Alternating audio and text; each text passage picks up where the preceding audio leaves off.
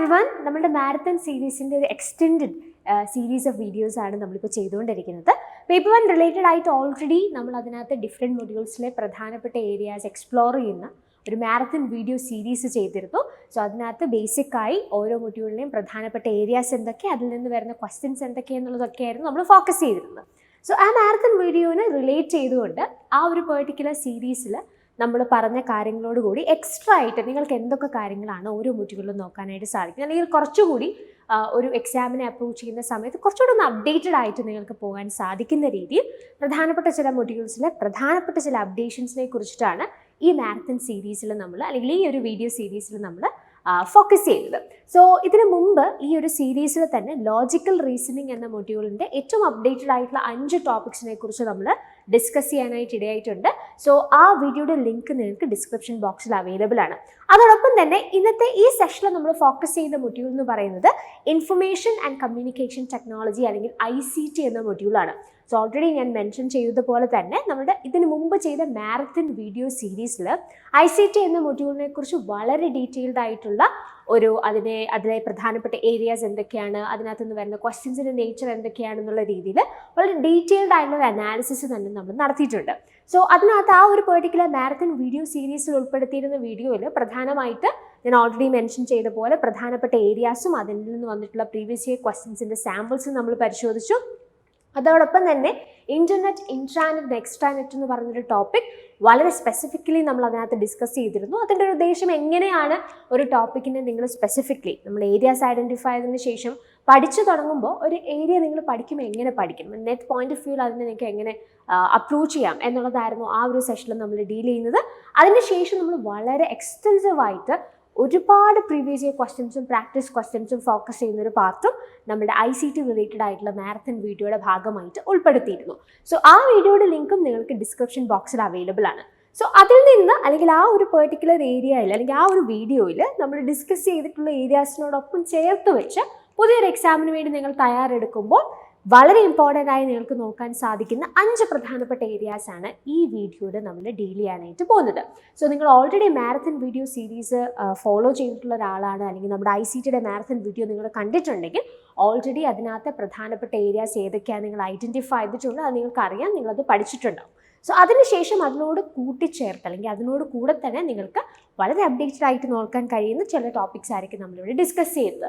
ഇനിയും അങ്ങനെയല്ല, നിങ്ങൾ ഈ ഒരു വീഡിയോ ആദ്യമായിട്ടാണ് നിങ്ങൾ കാണുന്നതെന്നുണ്ടെങ്കിൽ നിങ്ങൾക്ക് ICT എന്ന മൊഡ്യൂളിനെ കുറിച്ച് വളരെ ഡീറ്റെയിൽഡ് ആയിട്ടൊരു അണ്ടർസ്റ്റാൻഡിങ് വേണം. ഒരു എക്സാമിലേക്ക് നിങ്ങൾ കടക്കുമ്പോൾ വളരെ സ്പെസിഫിക് ആയിട്ട് എന്ത് നോക്കണം, എങ്ങനെ പഠിക്കണം എന്നൊക്കെ, അല്ലെങ്കിൽ എന്തൊക്കെ കാര്യങ്ങളാണ് വളരെ ക്വിക്കായിട്ട് ആ ഒരു മൊഡ്യൂളിൽ നിന്ന് നിങ്ങൾക്ക് പഠിക്കാനായിട്ട് സാധിക്കുന്നത്. അങ്ങനെയുള്ള കാര്യങ്ങൾ നിങ്ങൾക്ക് മാരത്തൺ വീഡിയോ കണ്ടാലായിട്ട് കുറച്ചുകൂടെ നന്നായി അത് മനസ്സിലാക്കാനായിട്ട് സാധിക്കും. അതിനുശേഷം അതിനോട് ചേർത്ത് വെച്ചുകൊണ്ട് ഈ വീഡിയോ കൂടെ നിങ്ങൾ കാണുകയാണെന്നുണ്ടെങ്കിൽ കുറച്ചുകൂടെ അപ്ഡേറ്റഡ് ആയിട്ടുള്ള ഏരിയാസ് കൂടെ നിങ്ങൾക്ക് നിങ്ങളുടെ പഠനത്തിൻ്റെ ഭാഗമായിട്ട് ഉൾപ്പെടുത്താനായിട്ട് സാധിക്കും. സോ ആ ഒരു ഇൻറ്റൻഷനാണ് നമ്മുടെ ഈ വീഡിയോ സീരീസിനുള്ളത്. അപ്പോൾ നമുക്ക് ഒട്ടും സമയം കളയാതെ ഇന്നത്തെ അല്ലെങ്കിൽ ഈ വീഡിയോയിലെ പ്രധാനപ്പെട്ട ഏരിയാസിലേക്ക് നമുക്ക് പോകാം. ഓക്കെ, അപ്പോൾ നമ്മൾ ഇവിടെ ഫോക്കസ് ചെയ്യാൻ പോകുന്നത് ഇൻഫർമേഷൻ ആൻഡ് കമ്മ്യൂണിക്കേഷൻ ടെക്നോളജി അല്ലെങ്കിൽ ICT എന്ന മൊഡ്യൂളാണ്. അപ്പോൾ എന്തൊക്കെ ഏരിയാസ് ആണ് ഈ വീഡിയോയിൽ നമ്മൾ ഉൾപ്പെടുത്തിയിട്ടുള്ളത്? First and foremost social engineering എന്ന് പറഞ്ഞൊരു കോൺസെപ്റ്റ് നമ്മൾ ഇതിനകത്ത് ഡീൽ ചെയ്യുന്നുണ്ട്. സോ അതിനണ്ടറിൽ നമുക്ക് ചില ടേംസ് പഠിക്കാനായിട്ടുണ്ട്. സോഷ്യൽ എഞ്ചിനീയറിംഗ് എന്താണ്? ഈ സോഷ്യൽ എഞ്ചിനീയറിംഗ് എന്ന് പറയുന്ന ഏരിയയിൽ നെറ്റിൽ നിങ്ങൾക്ക് ചോദിക്കുന്ന ചില പ്രധാനപ്പെട്ട ടേംസ് ഉണ്ട്, അത് നമ്മളിവിടെ എക്സ്പ്ലോർ ചെയ്യും. ആൻഡ് ഓൾസോ ഈ ഓരോ സെഷനും ഡീറ്റെയിൽഡ് ആയിട്ട് പഠിച്ചതിന് ശേഷം ഇതിൽ നിന്നുള്ള വളരെ റീസെൻറ്റ് എക്സാംസിൽ ചോദിച്ചിട്ടുള്ള ചില previous year questions, sample questions കൂടെ നമ്മൾ ഡിസ്കസ് ചെയ്യുന്നതായിരിക്കും. And next areas types of RAM and ROM. ICT പഠിക്കുന്ന അല്ലെങ്കിൽ ICTയെക്കുറിച്ച് എന്തെങ്കിലുമൊക്കെ ധാരണയുള്ള എല്ലാവരും നോക്കുന്ന ഏരിയ ആണ് എന്താണ് RAM, എന്താണ് ROM. എല്ലാവരും അത് വളരെ ഇമ്പോർട്ടൻ്റ് ആയിട്ട് ഐഡൻറ്റിഫൈ ചെയ്യുന്നൊരു ഏരിയയാണ്. RAM എന്താണ്, അതിൻ്റെ പ്രത്യേകതകൾ എന്തൊക്കെയാണ്, അതിൻ്റെ ഫുൾ ഫോം എന്താണ്, ROM എന്ന് പറഞ്ഞാൽ എന്താണ്, എങ്ങനെ നിങ്ങൾക്ക് അതിനെ ഐഡൻറ്റിഫൈ ചെയ്യാം, ഇതിൽ ഏതാണ് വോളറ്റൈൽ മെമ്മറി, ഇതിൽ ഏതാണ് നോൺ വോളറ്റൈൽ മെമ്മറി, ഇതൊക്കെ നമ്മൾ പഠിക്കുന്ന കാര്യങ്ങളാണ്. പക്ഷേ കുറച്ചുകൂടി എക്സ്റ്റെൻസീവ് ആയിട്ട് അല്ലെങ്കിൽ അതിൽ നിന്ന് കുറച്ചുകൂടി എക്സ്റ്റെൻഡ് ചെയ്ത് നിങ്ങൾ പഠിക്കേണ്ട വളരെ പ്രധാനപ്പെട്ട മറ്റൊരു ആസ്പെക്റ്റ് ആണ് ഈ റാമിൻ്റെയും റോമിൻ്റെ ടൈപ്സ് എന്തൊക്കെയാണ്. അല്ലെങ്കിൽ ഇതിന് അണ്ടറിൽ നമുക്ക് റാം എന്താണെന്നറിയാം, റോം എന്താണെന്നറിയാം, പക്ഷേ ഇതിൻ്റെ അണ്ടറിൽ വരുന്ന ഇതിൻ്റെ ഡിഫറെൻറ്റ് ടൈപ്സിനെ കുറിച്ച് കൂടി ഒരു അണ്ടർസ്റ്റാൻഡിങ് നിങ്ങൾക്ക് വേണം. റീസെൻറ്റ് എക്സാംസിൽ അങ്ങനെയുള്ള ചോദ്യങ്ങൾ അവർ എക്സ്പ്ലോർ ചെയ്യുന്നത് നമുക്ക് കാണാനായിട്ട് സാധിക്കും. Then we have world wide web. Okay, world wide വെബിൽ നമ്മൾ ബേസിക് ആയിട്ട് നോക്കുന്ന കാര്യം ഈ WWW അല്ലെങ്കിൽ വേൾഡ് വൈഡ് വെബിൻ്റെ ഇവല്യൂഷൻ ആണ്. ഓക്കെ, വെബ് 1.0 2.0 എന്നൊക്കെ പറഞ്ഞിട്ട് നമ്മൾ എങ്ങനെയാണ് ഈ വേൾഡ് വൈഡ് വെബ് ഇവോൾവ് ചെയ്ത് വന്നിട്ടുള്ളത് എന്നുള്ളതിനെ പറ്റിയിട്ടുള്ളൊരു അണ്ടർസ്റ്റാൻഡിങ് വളരെ ഇമ്പോർട്ടൻ്റ് ആണ്. വളരെ സ്പെസിഫിക് ആയിട്ടുള്ള ചോദ്യങ്ങൾ ആ ഏരിയയിൽ നിന്ന് ചോദിക്കുന്നത് കാണാനായിട്ട് സാധിക്കും. Then we have search engine and web browser.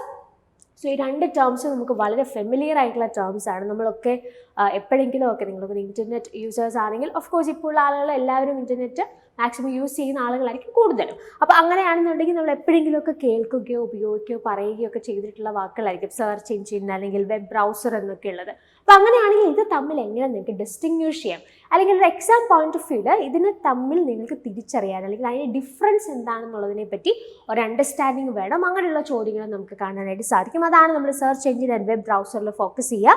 Then we have relative and absolute cell references. ഇത് എവിടെ നിന്നുള്ള ഒരു ഏരിയ ആണ്? എക്സലുമായിട്ട് ബന്ധപ്പെട്ട് ഈ MS ഓഫീസ് അതിനകത്ത് വരുന്ന എക്സലുമായിട്ട് ബന്ധപ്പെട്ട് സ്പ്രെഡ്ഷീറ്റുമായിട്ട് ബന്ധപ്പെട്ട് ഒരുപാട് ഫോർമുലാസ് ഒക്കെ നമുക്ക് പഠിക്കാനായിട്ടുണ്ട്. സോ നിങ്ങൾക്ക് റീസെൻറ്റ് ക്വസ്റ്റ്യൻസ് ഒക്കെ നിങ്ങൾ നോക്കുകയാണെന്നുണ്ടെങ്കിൽ ഈ എക്സലുമായിട്ട് ബന്ധപ്പെട്ടുള്ള ഒരുപാട് ചോദ്യങ്ങൾ നിങ്ങൾക്ക് അവിടെ നിന്ന് സ്പെസിഫിക് ലൈനിൻ്റെ റിലേറ്റഡ് ആയിട്ടുള്ള ഫംഗ്ഷൻസ് ഫോർമുലാസ് എന്നൊക്കെ ചോദിക്കുന്നതായിട്ട് കാണാനായിട്ട് സാധിക്കും. സോ അതിനകത്ത് വളരെ സ്പെസിഫിക്കലി നമുക്ക് പഠിക്കാൻ സാധിക്കുന്ന ഒരു ഏരിയ അല്ലെങ്കിൽ ഒരു ടോപ്പിക്കാണ് relative and absolute cell references എന്നുള്ളത്. നമ്മൾ ആ എക്സൽ എന്ന് പറയുന്ന ഏരിയ എക്സ്പ്ലോർ ചെയ്യാനാണെന്നുണ്ടെങ്കിൽ we have various formulas various functions to look at in it. അപ്പോൾ അത് എല്ലാം നമ്മൾ ഈ സെഷനിൽ ഡീൽ ചെയ്യുന്നില്ല.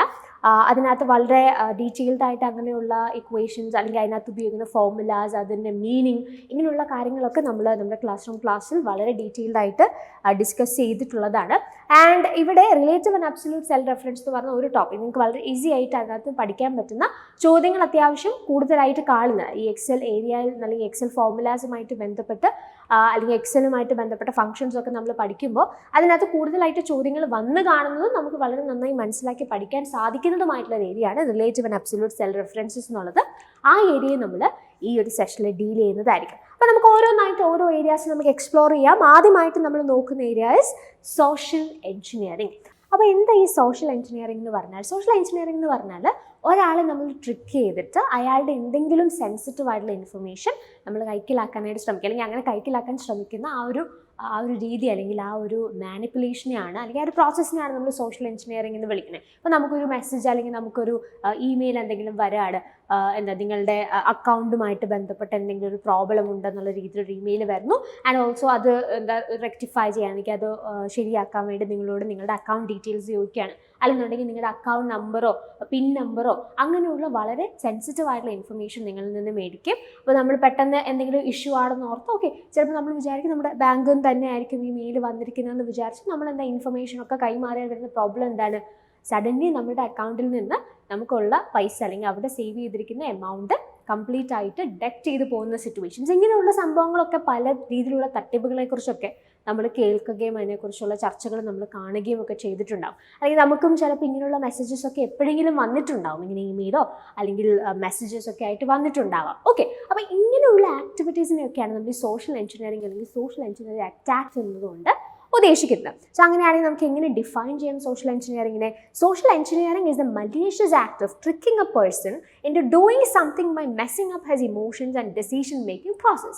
Social engineering attacks typically involve some form of psychological manipulation, fooling otherwise unsuspecting users or employees into handing over confidential or sensitive data. അപ്പോൾ ഇവിടെ എന്താ സംഭവിക്കുന്നത്? ഒരാളെ പറ്റിച്ച് അല്ലെങ്കിൽ ഒരാളോട് എന്തെങ്കിലുമൊക്കെയുള്ള അയാളുടെ ഇമോഷൻസ് സൈക്കോളജിക്കലായിട്ടുള്ള ചില മാനിപ്പുലേഷൻസ് നടത്തുക. ഒരാളെ ഭയങ്കരമായിട്ട് പേടിപ്പിക്കുക അല്ലെങ്കിൽ ഭയങ്കരമായിട്ട് സന്തോഷിപ്പിക്കുക. നിങ്ങൾക്ക് ഇത്ര പൈസയൊക്കെ കിട്ടിയിട്ടുണ്ട്, സോ സഡൻലി നിങ്ങളുടെ ഇൻഫർമേഷൻ അല്ലെങ്കിൽ നിങ്ങളുടെ ഈ ബാങ്ക് അക്കൗണ്ട് ഡീറ്റെയിൽസ് ഒക്കെ തന്നാൽ ഉടനെ ഈ എമൗണ്ട് നിങ്ങളുടെ ബാങ്കിലേക്ക് ക്രെഡിറ്റഡ് ആവുന്നതാണ്. ഇങ്ങനെയൊക്കെ പറഞ്ഞ് സൈക്കോളജിക്കലി ഒരു വ്യക്തിയെ മാനിപ്പുലേറ്റ് ചെയ്ത് വളരെ സെൻസിറ്റീവ് ആയിട്ടുള്ള ഡേറ്റ അയാളിൽ നിന്ന് കൈക്കലാക്കുന്ന ആ പ്രോസസ്സിനെ, ആ ഒരു മലീഷ്യസ് ആയിട്ടുള്ള ആക്ടിനെയാണ് സോഷ്യൽ എഞ്ചിനീയറിംഗ് എന്ന് പറയുന്ന ടേം കൊണ്ട് നമ്മൾ ഉദ്ദേശിക്കുന്നത്. അപ്പോൾ എന്തെങ്കിലും രീതിയിലുള്ള ഇമോഷൻസ് ഒക്കെ വിക്ടിമിൽ ഉണ്ടാക്കിയെടുത്തതിന് ശേഷം വളരെ വളരെ വിദഗ്ധമായി അവരുടെ സെൻസിറ്റീവ് ഇൻഫർമേഷൻ, ഇപ്പം നമ്മൾ പറയുകയാണ് ഒരു മലീഷ്യസ് ആയിട്ടുള്ള ലിങ്ക് ആയിരിക്കും, അതിൽ ക്ലിക്ക് ചെയ്യൂ എന്നൊക്കെ പറഞ്ഞിട്ട് മെസ്സേജസോ അല്ലെങ്കിൽ ഇമെയിൽസോ ഒക്കെ വരുന്നു.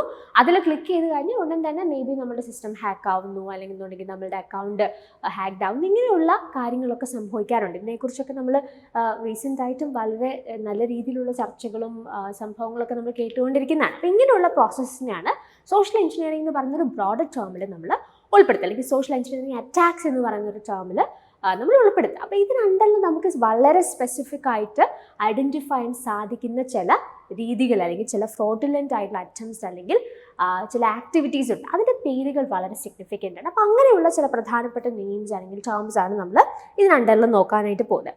ആദ്യം നമ്മൾ നോക്കുന്ന ടേം ഇസ് ഫിഷിംഗ്. എന്താ ഈ ഫിഷിംഗ് എന്ന് പറഞ്ഞാൽ? Phishing is the fraudulent attempt often used to steal user data or sensitive information such as login credentials, credit card numbers, etc.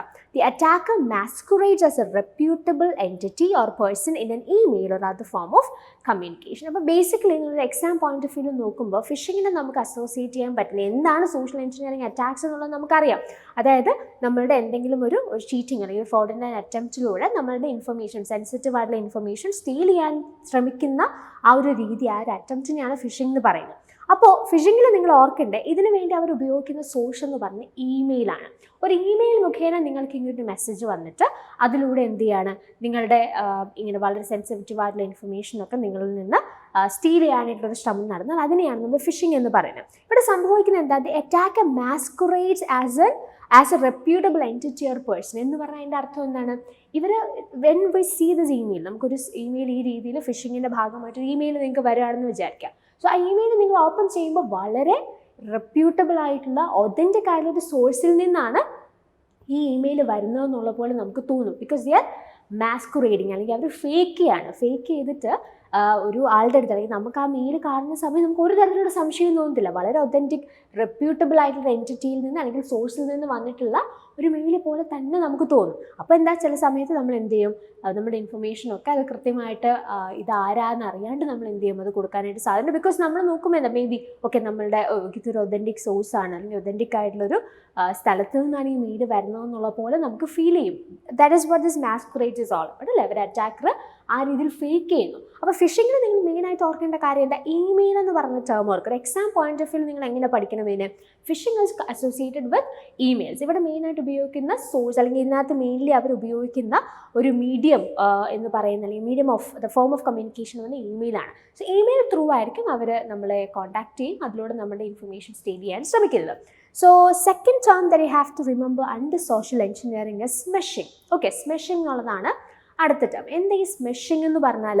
ഇവിടെ ബേസിക്കലി യൂസ് ചെയ്യുന്ന ടെക്സ്റ്റ് മെസ്സേജസ് ആയിരിക്കും. ഫിഷിങ്ങിൽ നമ്മൾ ഇമെയിൽ ആണെന്ന് പറഞ്ഞു.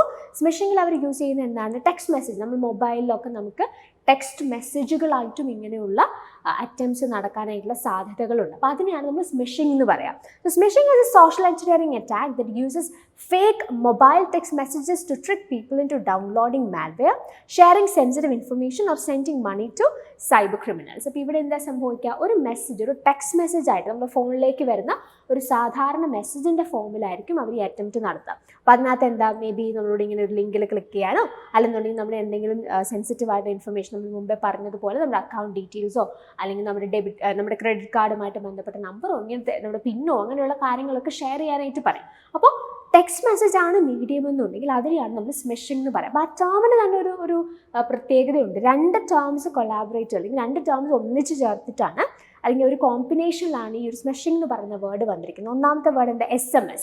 SMS എന്ന് പറഞ്ഞാൽ ഷോർട്ട് മെസ്സേജ് സർവീസ് അല്ലേ. അപ്പോൾ SMS-ഉം അതുപോലെ ഫിഷിങ്ങും ഇത് രണ്ടും കൂടെ ഒന്നിച്ച് ചേർത്തിട്ടാണ് സ്മിഷിംഗ് എന്ന് പറഞ്ഞൊരു ടേം ഉണ്ടാക്കിയിരിക്കുന്നത്. So the term smishing is a combination of SMS or short message service, the technology behind text messages and phishing. Okay, നമ്മൾ ഫിഷിംഗ് പറഞ്ഞു, സ്മിഷിംഗ് പറഞ്ഞു. എന്താ ഡിഫറൻസ്? ഫിഷിങ്ങിൽ ഇമെയിലാണ് ഉപയോഗിക്കുന്നതെങ്കിൽ സ്മിഷിങ്ങിൽ ഉപയോഗിക്കുന്നത് എന്താണ്? ഇവിടെ ടെക്സ്റ്റ് മെസ്സേജസ് ആണ് ഉപയോഗിക്കുന്നത് നമ്മൾ പറഞ്ഞു. ഇനി മൂന്നാമത് നിങ്ങൾ ഓർത്തിരിക്കേണ്ട വളരെ പ്രധാനപ്പെട്ട ഒരു ടേമാണ് ഫാമിംഗ് എന്ന് പറഞ്ഞു. എന്താ ഈ ഫാമിംഗ് എന്ന് പറഞ്ഞാൽ? Farming attack is a type of cyber crime that redirects web traffic from a legitimate website to a fake website designed to mimic the original. Any information that you enter on the fake website like passwords, credit card numbers, etc. go straight to the hackers. അപ്പോൾ ഫാമിങ്ങിൽ എന്താ സംഭവിക്കുന്നത്? ഫാമിങ്ങിൽ നമ്മളിപ്പോൾ letter നിങ്ങളൊരു website നിങ്ങൾ search ചെയ്യണം, നിങ്ങൾക്കൊരു എന്തെങ്കിലുമായിട്ട് ബന്ധപ്പെട്ട് നിങ്ങളൊരു വെബ്സൈറ്റ് സെർച്ച് ചെയ്യുന്നു. അപ്പം നിങ്ങൾ പോലും അറിയാതെ നിങ്ങൾ അത് സെർച്ച് ചെയ്ത് കഴിയുമ്പോൾ എന്ത് ചെയ്യും? ഫാമിംഗ് അറ്റാക്ക് എന്ന് പറഞ്ഞാൽ നമ്മൾ പോലും അറിയാതെ നമ്മൾ വേറൊരു വെബ്സൈറ്റിലേക്ക് റീഡയറക്റ്റ് ചെയ്ത് ചെല്ലുകയാണ്. പക്ഷേ നമ്മൾ ഈ ചെല്ലുന്ന സ്ഥലം നമ്മൾ എന്താണോ ഉദ്ദേശിച്ചത് അതുപോലെ തന്നെ ഇരിക്കും. എന്ന് പറഞ്ഞാൽ അവിടെ എന്താ സംഭവിക്കുന്നത്? You are redirected to a fake website. Original പോലെ തന്നെ ഇരിക്കുന്നു. ഒറിജിനലിൽ നമുക്കൊരു സംശയം തോന്നില്ല. നമ്മൾ ചെല്ലുന്നു, നമ്മൾ സെർച്ച് ചെയ്യുന്നു, ആ വെബ്സൈറ്റിൽ നമ്മൾ എത്തുന്നു എന്ന് നമ്മൾ വിചാരിക്കുള്ളൂ. പക്ഷേ എന്താ സംഭവിക്കുന്നത്? ഫാമിങ്ങിൽ നമ്മളെ റീഡയറക്റ്റ് ചെയ്യാണ്. ആ ഒരു ട്രാഫിക് അല്ലെങ്കിൽ ആ ഒരു നമ്മളൊരു പെർട്ടിക്കുലർ ഒരു കാര്യം സെർച്ച് ചെയ്യുന്ന ഒരു വെബ്സൈറ്റ് നമ്മൾ സെർച്ച് ചെയ്യുന്നു. അപ്പോൾ അവിടുന്ന് നമ്മൾ റീഡയറക്റ്റ് ചെയ്തിട്ട് നമ്മൾ എന്ത് ചെയ്യാണ്? വേറൊരു വെബ്സൈറ്റിലാണ് ചെല്ലുന്നത്. പക്ഷേ ഇറ്റ് മിമിക്സ് ദി ഒറിജിനൽ പോലെ തന്നെ ഇരിക്കുന്ന വെബ്സൈറ്റിലായിരിക്കും നമ്മൾ ചെല്ലുക. അപ്പോൾ ഈ ഫേക്ക് ചെയ്തിട്ടുള്ള, അതായത് ഇങ്ങനെയുള്ള ഈ ഒരു ഇൻഫർമേഷൻ സ്റ്റീൽ ചെയ്യാനായിട്ട് അവരുണ്ടാക്കിയിരിക്കുന്ന, ഈ അറ്റാക്കേഴ്സ് ഉണ്ടാക്കിയിരിക്കുന്ന ഫേക്ക് വെബ്സൈറ്റിൽ നമ്മൾ ചെന്നിട്ട് എന്ത് ഇൻഫർമേഷൻ നമ്മൾ ആ വെബ്സൈറ്റിൽ കൊടുത്താലും അതെല്ലാം എവിടേക്ക് ചെല്ലുക? ഈ ഹാക്കർ അല്ലെങ്കിൽ ഇതിന് പുറകിൽ ഒളിച്ചിരിക്കുന്ന അറ്റാക്കറിൻ്റെ കയ്യിലാണ് ചെല്ലുക. അപ്പോൾ അതിനെയാണ് നമ്മൾ ഫാമിംഗ് എന്ന് വിളിക്കുക. അപ്പോൾ ഫിഷിംഗ് പറഞ്ഞു, സ്മിഷിംഗ് പറഞ്ഞു, ഫാമിംഗ് പറഞ്ഞു. ഫിഷിങ്ങിൽ എന്താ? ഇമെയിൽസ് ത്രൂ നമുക്ക് നമ്മുടെ ഇങ്ങനെ ഡേറ്റ ഒക്കെ ഇങ്ങനെ തരാനായിട്ടുള്ള ആവശ്യപ്പെട്ട മെയിലുകൾ വരുന്നു. അത് നമ്മൾ അയച്ചു കൊടുക്കുന്നതിലൂടെ നമുക്ക് എന്തെങ്കിലും തരത്തിലുള്ള നഷ്ടങ്ങളൊക്കെ ഉണ്ടാകും. അപ്പോൾ അതാണ് ഫിഷിംഗ് എന്ന് പറയുന്നത്. സ്മിഷിങ്ങിനകത്തുള്ള സോഴ്സ് എന്താണെങ്കിൽ അവിടെ ഉപയോഗിക്കുന്ന ആ മീഡിയം എന്താണ്? ഫോം ഓഫ് കമ്മ്യൂണിക്കേഷൻ എന്താണ്? ടെക്സ്റ്റ് മെസ്സേജസ് ആണ്. ഓക്കെ, ടെക്സ്റ്റ് മെസ്സേജസ് ത്രൂ നമുക്കിങ്ങനെയുള്ള മെസ്സേജസ് ഒക്കെ വരുന്നു. അതിൻ്റെ ഭാഗമായിട്ട് നമ്മളോട് എന്തെങ്കിലും ക്ലിക്ക് ചെയ്യാനോ എന്തെങ്കിലും കാര്യങ്ങൾ ഷെയർ ചെയ്യാനോ പറയുന്നു. നമ്മൾ അങ്ങനെ ചെയ്താൽ നമ്മളുടെ ഇൻഫർമേഷൻ, വളരെ സെൻസിറ്റീവ് ആയിട്ടുള്ള ഇൻഫർമേഷൻ അവരുടെ കയ്യിലേക്ക് എത്തുന്ന രീതിയിലാണ് അറ്റാക്ക് നടക്കുന്നതെങ്കിൽ that is smishing. Then we have pharming. ഫാമിങ്ങിൽ എന്താ സംഭവിക്കുന്നത്? ഇവിടെ ഒരു വെബ്സൈറ്റ് അല്ലെ, ഫേക്ക് ആയിട്ടുള്ള വെബ്സൈറ്റിലേക്ക് നമ്മൾ റിഡയറക്റ്റ് ചെയ്യപ്പെടുകയാണ്. പക്ഷേ ഫേക്ക് വെബ്സൈറ്റ് നമ്മൾ കാണുമ്പോൾ ഒറിജിനൽ പോലെ തന്നെ ഇരിക്കും. അപ്പോൾ ആ ഫേക്ക് വെബ്സൈറ്റിൽ നമ്മൾ എന്ത് ഇൻഫർമേഷൻ കൊടുത്താലും that will be handed over, അല്ലെങ്കിൽ അത് ആരുടെ കയ്യിലേക്കാണ് ചെല്ലുന്നത്? That will be going straight to the attackers or hackers. അതാണ് ഫാമിങ്ങിൽ സംഭവിക്കുക. സോ മേജറായിട്ട് സോഷ്യൽ എഞ്ചിനീയറിംഗിലുള്ള 3 പ്രധാനപ്പെട്ട ടേംസ് നിങ്ങൾ പഠിച്ചല്ലോ. ഇനി നമുക്ക് 1-2 ക്വസ്റ്റ്യൻസ് നോക്കാം. ഇത് ജൂൺ 2023 ചോദിച്ചൊരു ക്വസ്റ്റ്യൻ ആണ്. The action of illegally installing malicious code which redirects a person to a fraudulent website with the purpose of obtaining that person's bank details is called. And we have the options phishing, farming, spamming and smishing. So ഇവിടെ പറഞ്ഞിരിക്കുന്നത് എന്താ? നമ്മൾ വളരെ കൃത്യമായിട്ട് identify ചെയ്തൊരു point ഇവിടെ stress ചെയ്ത് പറഞ്ഞിട്ടുണ്ട്. എന്താ അത്? Redirects a person to a fraudulent website. അതാണ് ഇവിടുത്തെ മെയിൻ സംഭവം. Which with the purpose of obtaining that person's bank details. അപ്പോൾ എന്താ? ഒരാളെ ഒരു ഫ്രോഡുലന്റ് അല്ലെങ്കിൽ ഫേക്ക് ആയുള്ള വെബ്സൈറ്റിലേക്ക് റീഡയറക്റ്റ് ചെയ്ത് അയാളോട് അയാളുടെ ബാങ്ക് ഡീറ്റെയിൽസ് ചോദിക്കുകയാണ്. അപ്പോൾ അവിടെ ചെന്നിട്ട് ബാങ്ക് ഡീറ്റെയിൽസ് ചോദിക്കുമ്പോൾ നമ്മൾ ആ ബാങ്ക് ഡീറ്റെയിൽസ് കൊടുത്താൽ എന്താ പറ്റുന്നത്? ആ ഹാക്കറിൻ്റെ കയ്യിലേക്കായിരിക്കും നമ്മുടെ ബാങ്ക് ഡീറ്റെയിൽസ് എത്തുക. ഈ ഒരു പരിപാടി അല്ലെങ്കിൽ ഈ ഒരു അറ്റാക്കിന് നമ്മൾ എങ്ങനെയാണ്, എന്ത് ടേം വെച്ചിട്ടാണ് നമ്മൾ ഡിഫൈൻ ചെയ്യുന്നത്? So that can be called as pharming, right? Pharming ആണ് റൈറ്റ് ആൻസർ. അപ്പോൾ നിങ്ങൾ ഓപ്ഷൻസ് നോക്കിയാൽ നമുക്ക് ഫിഷിംഗ് ഉണ്ട്, ഫാമിംഗ് ഉണ്ട്, സ്പാമിംഗ് ഉണ്ട്, സ്മിഷിംഗ് ഉണ്ട്. സോ ഫിഷിംഗ്, ഫാമിംഗ്, സ്മിഷിംഗ് നമ്മൾ ഓൾറെഡി ഈ സെഷനിൽ ഡിസ്കസ് ചെയ്തത്. സ്പാമിംഗ്, ഈ സ്പാംസ് എന്ന് പറഞ്ഞാൽ നിങ്ങൾക്ക് അറിയാമായിരിക്കും അല്ലേ? അൺസോളിസിറ്റഡ് ആയിട്ടുള്ള ജങ്ക് ഇമെയിൽസ്, അതായത് നിങ്ങൾക്ക് സ്പാം മെസ്സേജസ്, ഇമെയിൽസ് ഒക്കെ വരില്ലേ? അതാണ് സ്പാംസ് എന്ന് പറഞ്ഞ വാക്കുകൊണ്ട് നമ്മൾ ഉദ്ദേശിക്കുന്നത്. So then we have phishing, pharming, smishing. അത് നമ്മൾ ഓൾറെഡി ഇവിടെ ഡിസ്കസ് ചെയ്താണ്. അപ്പോൾ ഈ ക്വസ്റ്റിൻ്റെ റൈറ്റ് ആൻസർ ഏതാണ്? That is option B. Moving to the next question, December 2022 ചോദിച്ചൊരു ചോദ്യമാണിത്. The action of sending text messages to fraudulently obtain another person's bank details is called, and we have the options phishing, farming, spamming and smishing. ഇവിടെ എന്താ? Text messages ആണ് ഉപയോഗിക്കുന്നത്. Text message ഉപയോഗിച്ചുകൊണ്ട് ഒരാളുടെ details എടുക്കാനായിട്ട്, അല്ലെങ്കിൽ അയാളിൽ നിന്ന് അയാൾ പോലും അറിയാണ്ട് സ്റ്റീൽ ചെയ്യാനായിട്ട് ശ്രമിക്കുന്നത്. അപ്പോൾ ടെക്സ്റ്റ് മെസ്സേജ് ആകുമ്പോൾ ഏതാ വരിക? സ്മിഷിംഗ് ആണ് വരിക. ഇതിന് പകരം ഇമെയിൽസ് എന്നാണെങ്കിൽ എന്ത് ചെയ്യായിരുന്നു? നമുക്ക് ഫിഷിംഗ് എടുക്കാനായിട്ട് സാധിക്കുമായിരുന്നു. സോ ഇതിൻ്റെ right answer is option D, that is smishing. Okay, so നമ്മൾ സോഷ്യൽ എഞ്ചിനീയറിംഗ് എന്ന് പറഞ്ഞ ടോപ്പിക്കാണ് ഈ ഒരു വീഡിയോയുടെ ആദ്യത്തെ സെഷനിൽ ഡീറ്റെയിൽ ചെയ്തത്, ഡിസ്കസ് ചെയ്തത്. സോ ഇവിടെ നമ്മൾ മേജറായിട്ട് പറഞ്ഞ കാര്യങ്ങൾ എന്തൊക്കെയാണ്? സോഷ്യൽ എഞ്ചിനീയറിംഗ് എന്താണെന്നുള്ളത് പറഞ്ഞു. And then we discuss A few terms. നിങ്ങൾ സോഷ്യൽ എഞ്ചിനീയറിംഗ് അറ്റാക്സുമായിട്ട് ബന്ധപ്പെട്ട് ഓർത്തിരിക്കേണ്ട വളരെ പ്രധാനപ്പെട്ട ചില ടൈപ്സ് അല്ലെങ്കിൽ ചില ടേംസ് നമ്മൾ പഠിച്ചു. അതിനകത്ത് we have phishing, smishing and pharming. And also ഈ ഏരിയയിൽ നിന്നുള്ള ചില previous year 1-2 previous year question sample ആയിട്ട് കൂടെ നമ്മൾ എടുത്തു. ഇനി നമ്മൾ അടുത്ത ഏരിയയിലേക്ക് മൂവ് ചെയ്യാണ്. So the next topic that we are going to discuss in this session is types of RAM and ROM. So നമുക്കറിയാം ICT എന്ന് പറയുന്ന മൊഡ്യൂളിൽ വളരെ വളരെ ഇമ്പോർട്ടൻ്റ് ആയിട്ടുള്ളൊരു ഏരിയയാണ് മെമ്മറി എന്ന് പറയുന്നത്. വളരെ ഫ്രീക്വൻ്റ് ആയിട്ട് തന്നെ നമുക്ക് ക്വസ്റ്റ്യൻസ് വന്നുകൊണ്ടിരിക്കുന്ന ഒരു ഏരിയയാണ്. സോ മെമ്മറിയിൽ തന്നെ we have primary memory as well as secondary memory. So primary മെമ്മറിയിൽ നമുക്ക് മെയിനായിട്ട് RAM ഉണ്ട്, ROM ഉണ്ട്, ക്യാഷ് മെമ്മറി നമ്മൾ അതിൻ്റെ കൂടെ കൺസിഡർ ചെയ്യും. അതുപോലെ CPU രജിസ്റ്റേഴ്സിനെ കുറിച്ചുള്ള ഒരു അണ്ടർസ്റ്റാൻഡിങ് നിങ്ങൾക്ക് വളരെ ഇമ്പോർട്ടൻ്റ് ആണ്. സെക്കൻഡറി മെമ്മറിയിൽ we have other storage devices as well. So കൂടുതലായിട്ടും ക്വസ്റ്റ്യൻസ് വരുന്ന പ്രൈമറി മെമ്മറിയിൽ അതിലും സ്പെസിഫിക് ആയിട്ട് റാമിൽ നിന്നും റോമിൽ നിന്നും ഒരുപാട് ചോദ്യങ്ങൾ വന്ന് കാണാറുണ്ട്. അപ്പം യൂഷ്വൽ കേസിൽ ICT കുറിച്ച് പഠിക്കുന്ന സമയത്ത് അല്ലെങ്കിൽ ICT ബേസിക് ആയിട്ടുള്ള കാര്യങ്ങൾ എക്സ്പ്ലോർ ചെയ്യുന്ന അല്ലെങ്കിൽ അത് പഠിക്കുന്ന ആൾക്കാർക്ക് തന്നെ വളരെ ഇമ്പോർട്ടൻ്റ് ആയിട്ട് അവർ ഐഡൻറ്റിഫൈ ചെയ്യുന്ന ഒരു ഏരിയ ആയിരിക്കും തീർച്ചയായിട്ടും RAM ആൻഡ് ROM എന്ന് പറയുന്നത്. പക്ഷേ ഇവിടെ നമ്മൾ കുറച്ചുകൂടി സ്പെസിഫിക് ആയിട്ട് ഈ റാമിൻ്റെ റോമിൻ്റെ ടൈപ്സ് ഉണ്ട്, അതിനെക്കുറിച്ചുള്ള ഒരു അണ്ടർസ്റ്റാൻഡിങ് നമുക്ക് വളരെ ഇമ്പോർട്ടൻ്റ് ആണ്. സോ എന്തായാലും നമ്മൾ ഈ ഒരു ഏരിയ ഒന്ന് എക്സ്പ്ലോർ ചെയ്യുന്നതുകൊണ്ട് ഇത് വളരെ ഇമ്പോർട്ടൻ്റ് ആയതുകൊണ്ട് തന്നെ നമുക്ക് ജസ്റ്റ് ഒന്ന് നോക്കാം. നമ്മൾ ഓൾറെഡി മാരത്തൺ വീഡിയോയിൽ RAM എന്താ ROM എന്താന്നൊക്കെ പഠിച്ചിട്ടുണ്ട്. എന്നാലും നമുക്ക് ആ സമയത്ത് പഠിച്ച കാര്യങ്ങൾ ഒന്നുകൂടി ഒന്ന് ക്വിക്കായിട്ട് റിവൈസ് ചെയ്യാം. കൂടുതലായിട്ട് ഒന്നുമല്ല, നമ്മൾ അതിനകത്ത് വളരെ പ്രധാനപ്പെട്ട കാര്യങ്ങൾ മാത്രം നമുക്ക് ക്വിക്കായി റിവൈസ് ചെയ്ത് ഇതിന് രണ്ടിൻ്റെ ടൈപ്സ് കൂടെ നമുക്ക് നോക്കിയിട്ട് അതിൻ്റെ ക്വസ്റ്റ്യൻസിലേക്ക് വരാം. സോ നമുക്കറിയാം RAM എന്ന് പറഞ്ഞാൽ എന്താ, റാൻഡം ആക്സസ് മെമ്മറി ആണ് അല്ലേ. RAM എന്ന് പറഞ്ഞാൽ it's a read or write memory ആണ്. And this is considered as a computer's main memory or the primary memory. ഇതൊക്കെ നമ്മൾ ഓൾറെഡി അറിയുന്ന കാര്യങ്ങളാണ്, നിങ്ങൾക്ക് പഠിച്ചിട്ടുള്ള, നിങ്ങൾ മാരത്തൺ വീഡിയോയിൽ കണ്ടതുമാണ്. സോ എന്താണ് ഈ റാമിൽ സ്റ്റോർ ചെയ്യുന്നത്? Programs and data that the CPU requires during execution of a program are stored in this memory. അല്ലേ, ഒരു CPU ഒരു പ്രോഗ്രാമായിട്ട് ബന്ധപ്പെട്ട് അല്ലെങ്കിൽ ഒരു പ്രോഗ്രാം എക്സിക്യൂഷനുമായിട്ട് ബന്ധപ്പെട്ട് ആവശ്യമായിട്ടുള്ള ആ സമയത്ത് ആവശ്യമായിട്ട് വരുന്ന ഇൻഫർമേഷനാണ് ഈ റാമിൽ സ്റ്റോർ ചെയ്ത് വെച്ചിരിക്കുന്നതായിട്ട് നമുക്ക് കാണാനായിട്ട് സാധിക്കാം. സോ നമുക്കറിയാം ഈ റാമും റോമുമായിട്ട് ബന്ധപ്പെട്ടുള്ള ചോദ്യങ്ങളിൽ വളരെ ഫ്രീക്വൻ്റ് ആയിട്ട് കാണുന്ന ഒരു കാര്യമാണ് ഇതിൽ ഏത് വോളറ്റൈൽ ഏത് നോൺ വോളറ്റൈൽ എന്നുള്ളത്. മാച്ച് ദ ഫോളോയിങ്ങിൽ ചോദിക്കാം, സ്റ്റേറ്റ്മെൻറ്റുകളായിട്ട് ചോദിക്കാറുണ്ട്. സോ അതും വളരെ ഇമ്പോർട്ടൻ്റ് ആയിട്ടുള്ളൊരു കാര്യം. അപ്പോൾ RAM എന്ത് മെമ്മറിയാണ്? RAM എന്ന് പറഞ്ഞാൽ ഇറ്റ്സ് എ വോളറ്റൈൽ മെമ്മറി അല്ലേ. വോളറ്റൈൽ മെമ്മറി എന്ന് പറഞ്ഞാൽ എന്താണ്? It's A volatile memory as the data loses when the power is turn. അപ്പം വോളറ്റൈൽ മെമ്മറി ആണെന്നുള്ള ടേം മാത്രം പഠിച്ചാൽ പോരാ, എന്തായി വോളറ്റൈൽ മെമ്മറി എന്നുകൂടെ നിങ്ങൾ മനസ്സിലാക്കണം. കാരണം ചില സമയങ്ങളിൽ നിങ്ങൾക്ക് അസേർഷൻ റീസണിനകത്തോ സ്റ്റേറ്റ്മെൻറ്റിനകത്തോ ഒന്നും വോളറ്റൈൽ മെമ്മറി എന്നുള്ള ടേം ഉപയോഗിക്കാതെ അതിൻ്റെ ഡെഫിനേഷൻ അല്ലെങ്കിൽ വോളറ്റൈൽ മെമ്മറിയുടെ ഒരു എക്സ്പ്ലനേഷൻ ഉണ്ടല്ലോ അത് തരും. അപ്പോൾ നമുക്ക് ആ എക്സ്പ്ലനേഷൻ വായിക്കുമ്പോൾ മനസ്സിലാവണം ഇവർ വോളറ്റൈലാണ് ഉദ്ദേശിച്ചിരിക്കുന്നത് എന്നുള്ളത്.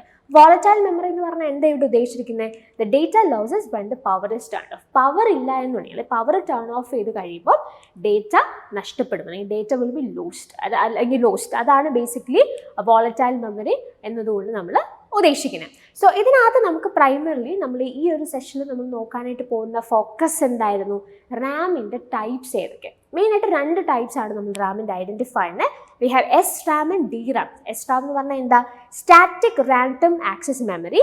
And we have DRAM which stands for dynamic random access memory. അപ്പോൾ ഇത് രണ്ടും എന്താ, ഇത് തമ്മിലുള്ള വ്യത്യാസം എന്താണെന്നുള്ളത് പ്രൈമറിലി നമുക്ക് മനസ്സിലാവേണ്ടതായിട്ടുണ്ട്. RAM എന്താണെന്നുള്ളതിനെ കുറിച്ചുള്ള പൊതുധാരണ നമുക്കൊക്കെ ഉണ്ട്, അതിനെക്കുറിച്ച് നമ്മൾ ഓൾറെഡി പഠിച്ചിട്ടുള്ള കാര്യങ്ങൾ നമ്മളൊന്ന് റിവൈസ് ചെയ്യുകയും ചെയ്തു. സോ ഇവിടെ സ്പെസിഫിക്കലി ഇതിൻ്റെ രണ്ട് ടൈപ്സ് ആണ് നമ്മൾ കുറച്ചുകൂടെ നന്നായിട്ട് എംഫസൈസ് ചെയ്യാനായിട്ട് പോകുന്നത്. സോ ആദ്യം നമുക്ക് SRAM അല്ലെങ്കിൽ സ്റ്റാറ്റിക് റാൻഡം ആക്സസ് മെമ്മറി എന്താണെന്നുള്ളത് നോക്കാം. സോ ബേസിക്കലി ഇതിൻ്റെ ഒരു കോൺസ്റ്റിറ്റ്യൂഷൻ അല്ലെങ്കിൽ SRAM എന്ന് പറയുന്ന ഈ ഒരു മെമ്മറി ടൈപ്പ് എങ്ങനെയാണ് അത് ഉണ്ടാക്കിയിരിക്കുന്നത്? It is made up of 4 to 6 transistors. ഒരു 4 to 6 ട്രാൻസിസ്റ്റേഴ്സ് ഉപയോഗിച്ചിട്ടാണ് SRAM ഉണ്ടാക്കിയിരിക്കുന്നത്. ആൻഡ് ഓഫ് കോഴ്സ് നമുക്കറിയാം ഇത് വോളറ്റൈൽ ആയിട്ടുള്ളൊരു മെമ്മറിയാണ്. അതുകൊണ്ട് തന്നെ it keeps data in the memory as long as power is supply to the system. So this type of memory requires constant power. Volatile ആയതുകൊണ്ട് തന്നെ പവർ ടേൺ ഓഫ് ചെയ്ത് കഴിഞ്ഞാൽ നമുക്ക് ആ ഡേറ്റ ലോസ്റ്റ് ആവാനുള്ള സാധ്യതയുണ്ട്. അതുകൊണ്ട് കോൺസ്റ്റൻ്റ് ആയിട്ടുള്ള പവർ സപ്ലൈ ഇവിടെ ആവശ്യമാണെന്നുള്ളത് വളരെ വോളറ്റൈൽ മെമ്മറി ആണെന്നുള്ള അണ്ടർസ്റ്റാൻഡിങ്ങിൽ തന്നെ നിങ്ങൾക്ക് കണക്ട് ചെയ്യാവുന്ന ഒരു ഐഡിയ ആണ്. മറ്റൊരു പ്രധാനപ്പെട്ട കാര്യമാണ് ഈ SRAM എന്ന് പറയുന്ന അല്ലെങ്കിൽ സ്റ്റാറ്റിക് റാൻഡം ആക്സസ് മെമ്മറി എന്തിനു വേണ്ടിയിട്ടാണ് ഉപയോഗിക്കുന്നത്? The static random access memories are used to build cache memory. Cache memory ഉണ്ടാക്കാനായിട്ടാണ് കൂടുതലായിട്ട് SRAM ഉപയോഗിക്കുന്നത്. അതുകൊണ്ട് നിങ്ങൾക്കറിയാം this is much more faster. Cache memory ഒരു ഫാസ്റ്റ് മെമ്മറിയാണ് അല്ലേ. അപ്പോൾ അതുകൊണ്ട് തന്നെ അത് ഉണ്ടാക്കാനായിട്ടാണ് SRAM ഉപയോഗിക്കുന്നതെന്ന് പറയുമ്പോൾ ഇറ്റ്സ് ഫാസ്റ്റർ ആയതുകൊണ്ട് തന്നെ എന്താണ്, ഇറ്റ് ഇസ് മോർ എക്സ്പെൻസീവ്. അപ്പോൾ ഈ കാര്യങ്ങൾ ഓർക്കാം. അപ്പോൾ നമ്മൾ പറഞ്ഞത് it is made up of 4 to 6 transistors. And of course അതിന് ഡേറ്റ സ്റ്റോർ ചെയ്യണം എന്നുണ്ടെങ്കിൽ അല്ലെങ്കിൽ it stores data, it keeps data in the memory as long as power is supplied. അതുകൊണ്ട് തന്നെ കോൺസ്റ്റന്റ് പവർ സപ്ലൈ ആവശ്യമാണ്. SRAM ഫാസ്റ്റ് ആണ് because cache memory ഉണ്ടാക്കാനായിട്ടാണ് SRAM use ചെയ്യുന്നത്. സോ അതുകൊണ്ട് തന്നെ SRAM is faster and at the same time it is expensive also. ഇനി നമുക്കുള്ള അടുത്ത ആളാരാണ്? DRAM, dynamic random access memory. So dynamic random access memory എന്ന് പറഞ്ഞാൽ എന്തിനു വേണ്ടിയാണ് യൂട്ടിലൈസ് ചെയ്യുന്നത്? It is used to make computers main memory. Okay, അപ്പോൾ നമ്മൾ പറഞ്ഞു SRAM എന്ന് പറഞ്ഞാൽ it is used for cache memory, whereas DRAM is used for a computer's main memory. So each DRAM memory cell is made up of a transistor and a capacitor within an integrated circuit. അപ്പോൾ അതിൻ്റെ ഒരു composition എങ്ങനെയാണ്? ഓരോ DRAM memory സെല്ലും എങ്ങനെ ഉണ്ടാക്കുന്നത്? It consist of a transistor and a capacitor.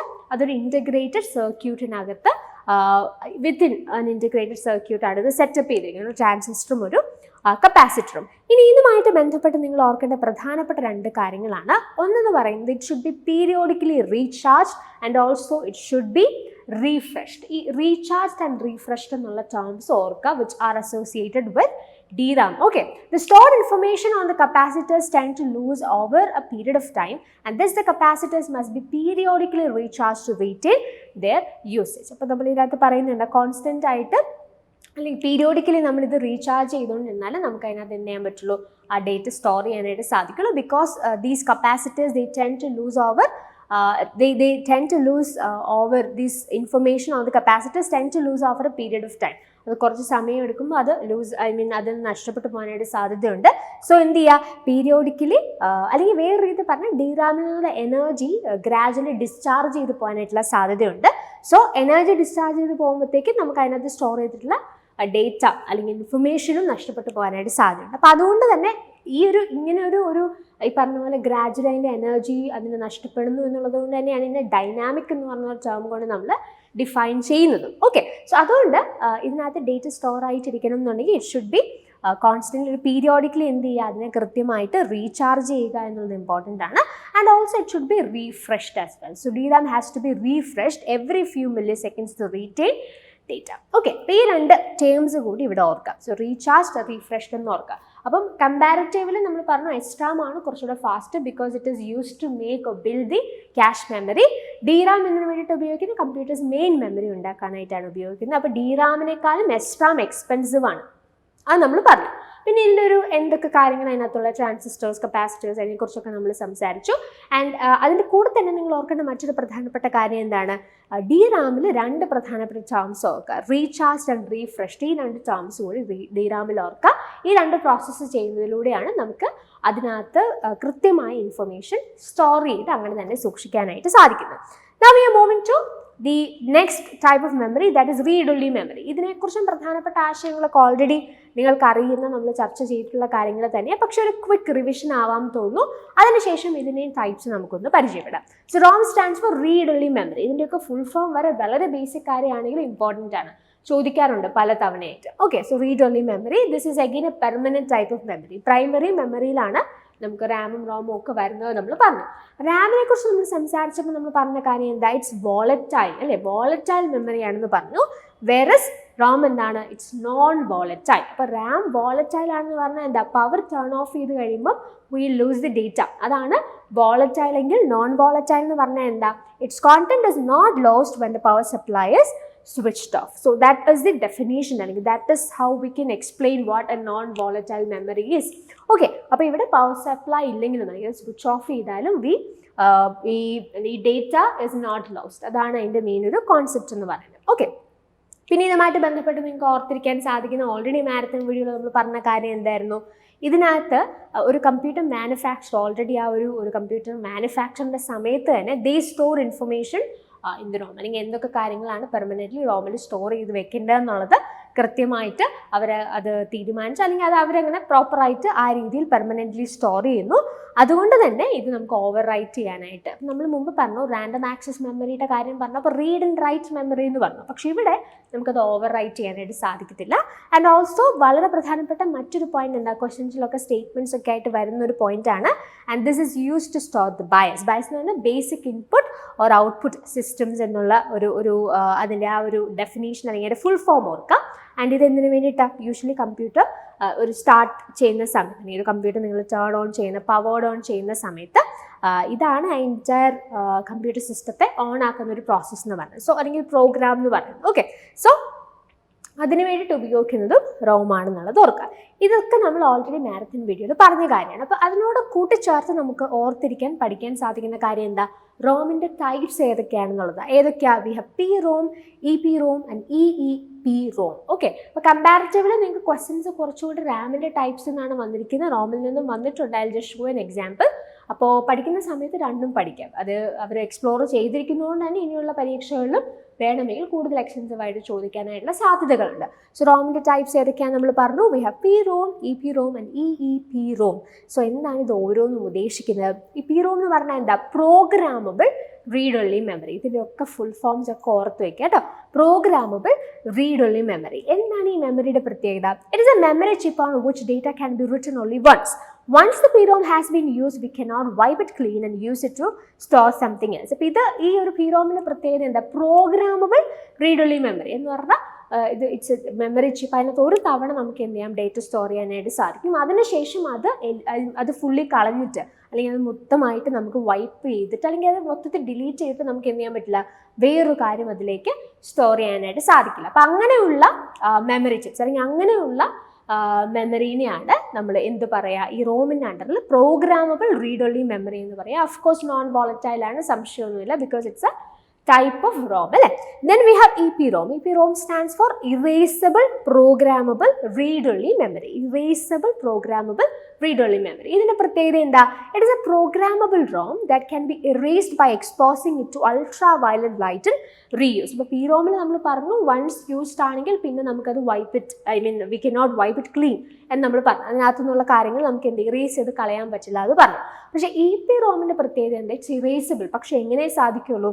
We can erase the information that is stored in the ROM by exposing it to ultraviolet light and it can be again reused. Okay, അപ്പോൾ ultraviolet light ഉപയോഗിച്ചുകൊണ്ട് അതിനകത്തെ already stored ആയിട്ടുള്ള കാര്യങ്ങൾ നമുക്ക് എന്ത് ചെയ്യാനായിട്ട് സാധിക്കും? Erase ചെയ്യാനായിട്ട് സാധിക്കും. അപ്പം അങ്ങനെ ചെയ്യാൻ സാധിക്കുന്ന റോമിനെയാണ് നമ്മൾ എന്ത് വിളിക്കുക? Erasable programmable read only memory എന്ന് വിളിക്കുക. മൂന്നാമത്തെ ടൈപ്പ് എന്താണ്? EEPROM ആണ് അല്ലേ? EEPROM stands for electrically erasable programmable read only memory. അപ്പോൾ ഇവിടുത്തെ പ്രത്യേകത എന്താ? ഇതും ഒരു സ്പെഷ്യൽ ടൈപ്പ് ഓഫ് PROM ആണ്. ഇവിടെ എന്ത് നമുക്ക് സാധിക്കുന്നത്? V can erase the information that is stored in the ROM by exposing it to an electric charge. അപ്പോൾ നമ്മൾ EPROMിൽ പറഞ്ഞ എന്താ? അൾട്രാ വയലറ്റ് ലൈറ്റ് ഉപയോഗിച്ചുകൊണ്ട് വി കൻ ഇറേസ്. ഇവിടെ സംഭവിക്കുന്നത് എന്താ? We can erase it by exposing it to an electric charge. Okay, അപ്പോൾ അതാണ് ഇവിടുത്തെ പ്രത്യേകത. ആൻഡ് ദിസ് EEPROMിനുള്ള ഏറ്റവും ഇമ്പോർട്ടൻ്റ് ആയിട്ടുള്ള ഒരു എക്സാമ്പിൾ എന്ന് പറയുന്നത് ഫ്ലാഷ് മെമ്മറിയാണ്. ഫ്ലാഷ് മെമ്മറിയാണ് EEPROMിൻ്റെ വളരെ ഇമ്പോർട്ടൻ്റ് ആയിട്ടുള്ള ഒരു എക്സാമ്പിൾ ആയിട്ട് നിങ്ങൾക്ക് ഓർക്കാൻ സാധിക്കുന്നത്. അപ്പോൾ നിങ്ങൾക്ക് ചില സമയത്ത് ഇങ്ങനെ ഓപ്ഷൻസ് ഒക്കെ തരും, ഇങ്ങനെ RAM ROM ആയിട്ടൊക്കെ ബന്ധപ്പെട്ടുള്ള സ്റ്റേറ്റ്മെൻറ്റ്സ് ഒക്കെ തരുമ്പോൾ വേണമെങ്കിൽ ചോദിക്കാം flash memory is a type of ROM അല്ലെങ്കിൽ flash memory is a type of RAM എന്നൊക്കെ തന്നെ സ്റ്റേറ്റ്മെൻറ്റ്സ് ചോദിക്കാം. അപ്പോൾ അങ്ങനെ ചോദിക്കുന്ന സമയത്ത് കൃത്യമായിട്ട് EEPROMിൻ്റെ ഒരു ടൈപ്പാണ് ഫ്ലാഷ് മെമ്മറി എന്നുള്ള കാര്യം ഓർത്തിരുന്നാൽ നിങ്ങൾക്കത് വളരെ നന്നായിട്ട് അങ്ങനെയുള്ള സ്റ്റേറ്റ്മെൻറ്റ്സ് ഐഡൻറ്റിഫൈ ചെയ്യാനായിട്ട് ഹെൽപ്ഫുൾ ആയിരിക്കും. സോ നമുക്ക് ഒന്ന് രണ്ട് ക്വസ്റ്റ്യൻസ് നോക്കാം ഈ ഏരിയയിൽ നിന്ന് ചോദിച്ചിട്ടുള്ളത്. സോ ഇത് ഡിസംബർ 2022 ചോദിച്ച ഒരു ക്വസ്റ്റ്യൻ ആണ്, സ്റ്റേറ്റ്മെൻറ്റ് ക്വസ്റ്റ്യൻ ആണ് അല്ലേ? അപ്പോൾ ഇതിനകത്ത് സ്റ്റേറ്റ്മെൻറ്റ് 1 എന്താണ്? EEPROM stands for electronically extendable programmable read only memory. ഞാൻ ഓൾറെഡി പറഞ്ഞു, നിങ്ങൾ പഠിക്കുന്ന സമയത്ത് ഈ ഫുൾ ഫോംസ് ഒക്കെ ഇമ്പോർട്ടൻ്റ് ആണ്. എസ്പെഷ്യലി ICT അബ്രിവിയേഷൻസ് അല്ലെങ്കിൽ ആക്രോണിംസ് ഒക്കെ ഒരുപാട് അവർ എക്സ്പ്ലോർ ചെയ്യുന്ന ഒരു ഏരിയ ആണ്. സോ അതുകൊണ്ട് തന്നെ ഇങ്ങനെയുള്ള ഫുൾ ഫോംസ് ഒക്കെ അല്ലെങ്കിൽ എക്സ്റ്റൻഷൻസ് ഒക്കെ നിങ്ങൾ പഠിച്ചു വെക്കുന്നത് ഇമ്പോർട്ടൻ്റ് ആയിരിക്കും. സോ EEPROMനെ കുറിച്ച് ഇവിടെ തന്നിരിക്കുന്ന അതിൻ്റെ എക്സ്പാൻഷൻ എന്താ? Electronically extendable programmable read only memory എന്നാണ്. പക്ഷേ ശരിക്കുള്ള അതിൻ്റെ എക്സ്റ്റൻഷൻ എന്താണ്? Electrically erasable programmable read only memory. അപ്പോൾ ആ സ്റ്റേറ്റ്മെൻറ്റ് ശരിയാണോ? അല്ല, അത് തെറ്റാണ് അല്ലേ? ഇൻ്റെ സ്റ്റേറ്റ്മെൻറ്റ് 2 എന്താ? RAM is much faster to write or to read from than other types of memory, but its main drawback is its non-volatility. ഇവിടെ എന്താ പ്രശ്നം? ഇവിടെ നിങ്ങൾ വേറെ ഒന്നും ആലോചിക്കേണ്ട കാര്യമില്ല, ഈ ഒരു ഒറ്റ ടേം മാത്രം ഫോക്കസ് ചെയ്താൽ മതി. അതായത് റാമിൻ്റെ ഒരു ഡ്രോബാക്ക് ആണ്, അത് നോൺ വോളറ്റൈൽ ആണ് എന്നുള്ളതാണ് ഇവിടെ പറഞ്ഞിരിക്കുന്നത്. റാം നോൺ വോളറ്റൈൽ ആണോ? അല്ല. റാം എന്ന് പറഞ്ഞാൽ എന്താണ്? വോളറ്റൈൽ ആയിട്ടുള്ളൊരു മെമ്മറിയാണെന്ന് നമുക്കറിയാം. സോ ഇൻ ദാറ്റ് സെൻസ് ഈ രണ്ട് സ്റ്റേറ്റ്മെൻറ്റുകളും എന്താണ്? തെറ്റാണ്. So both statement 1 and statement 2 are false. The right answer that is option B.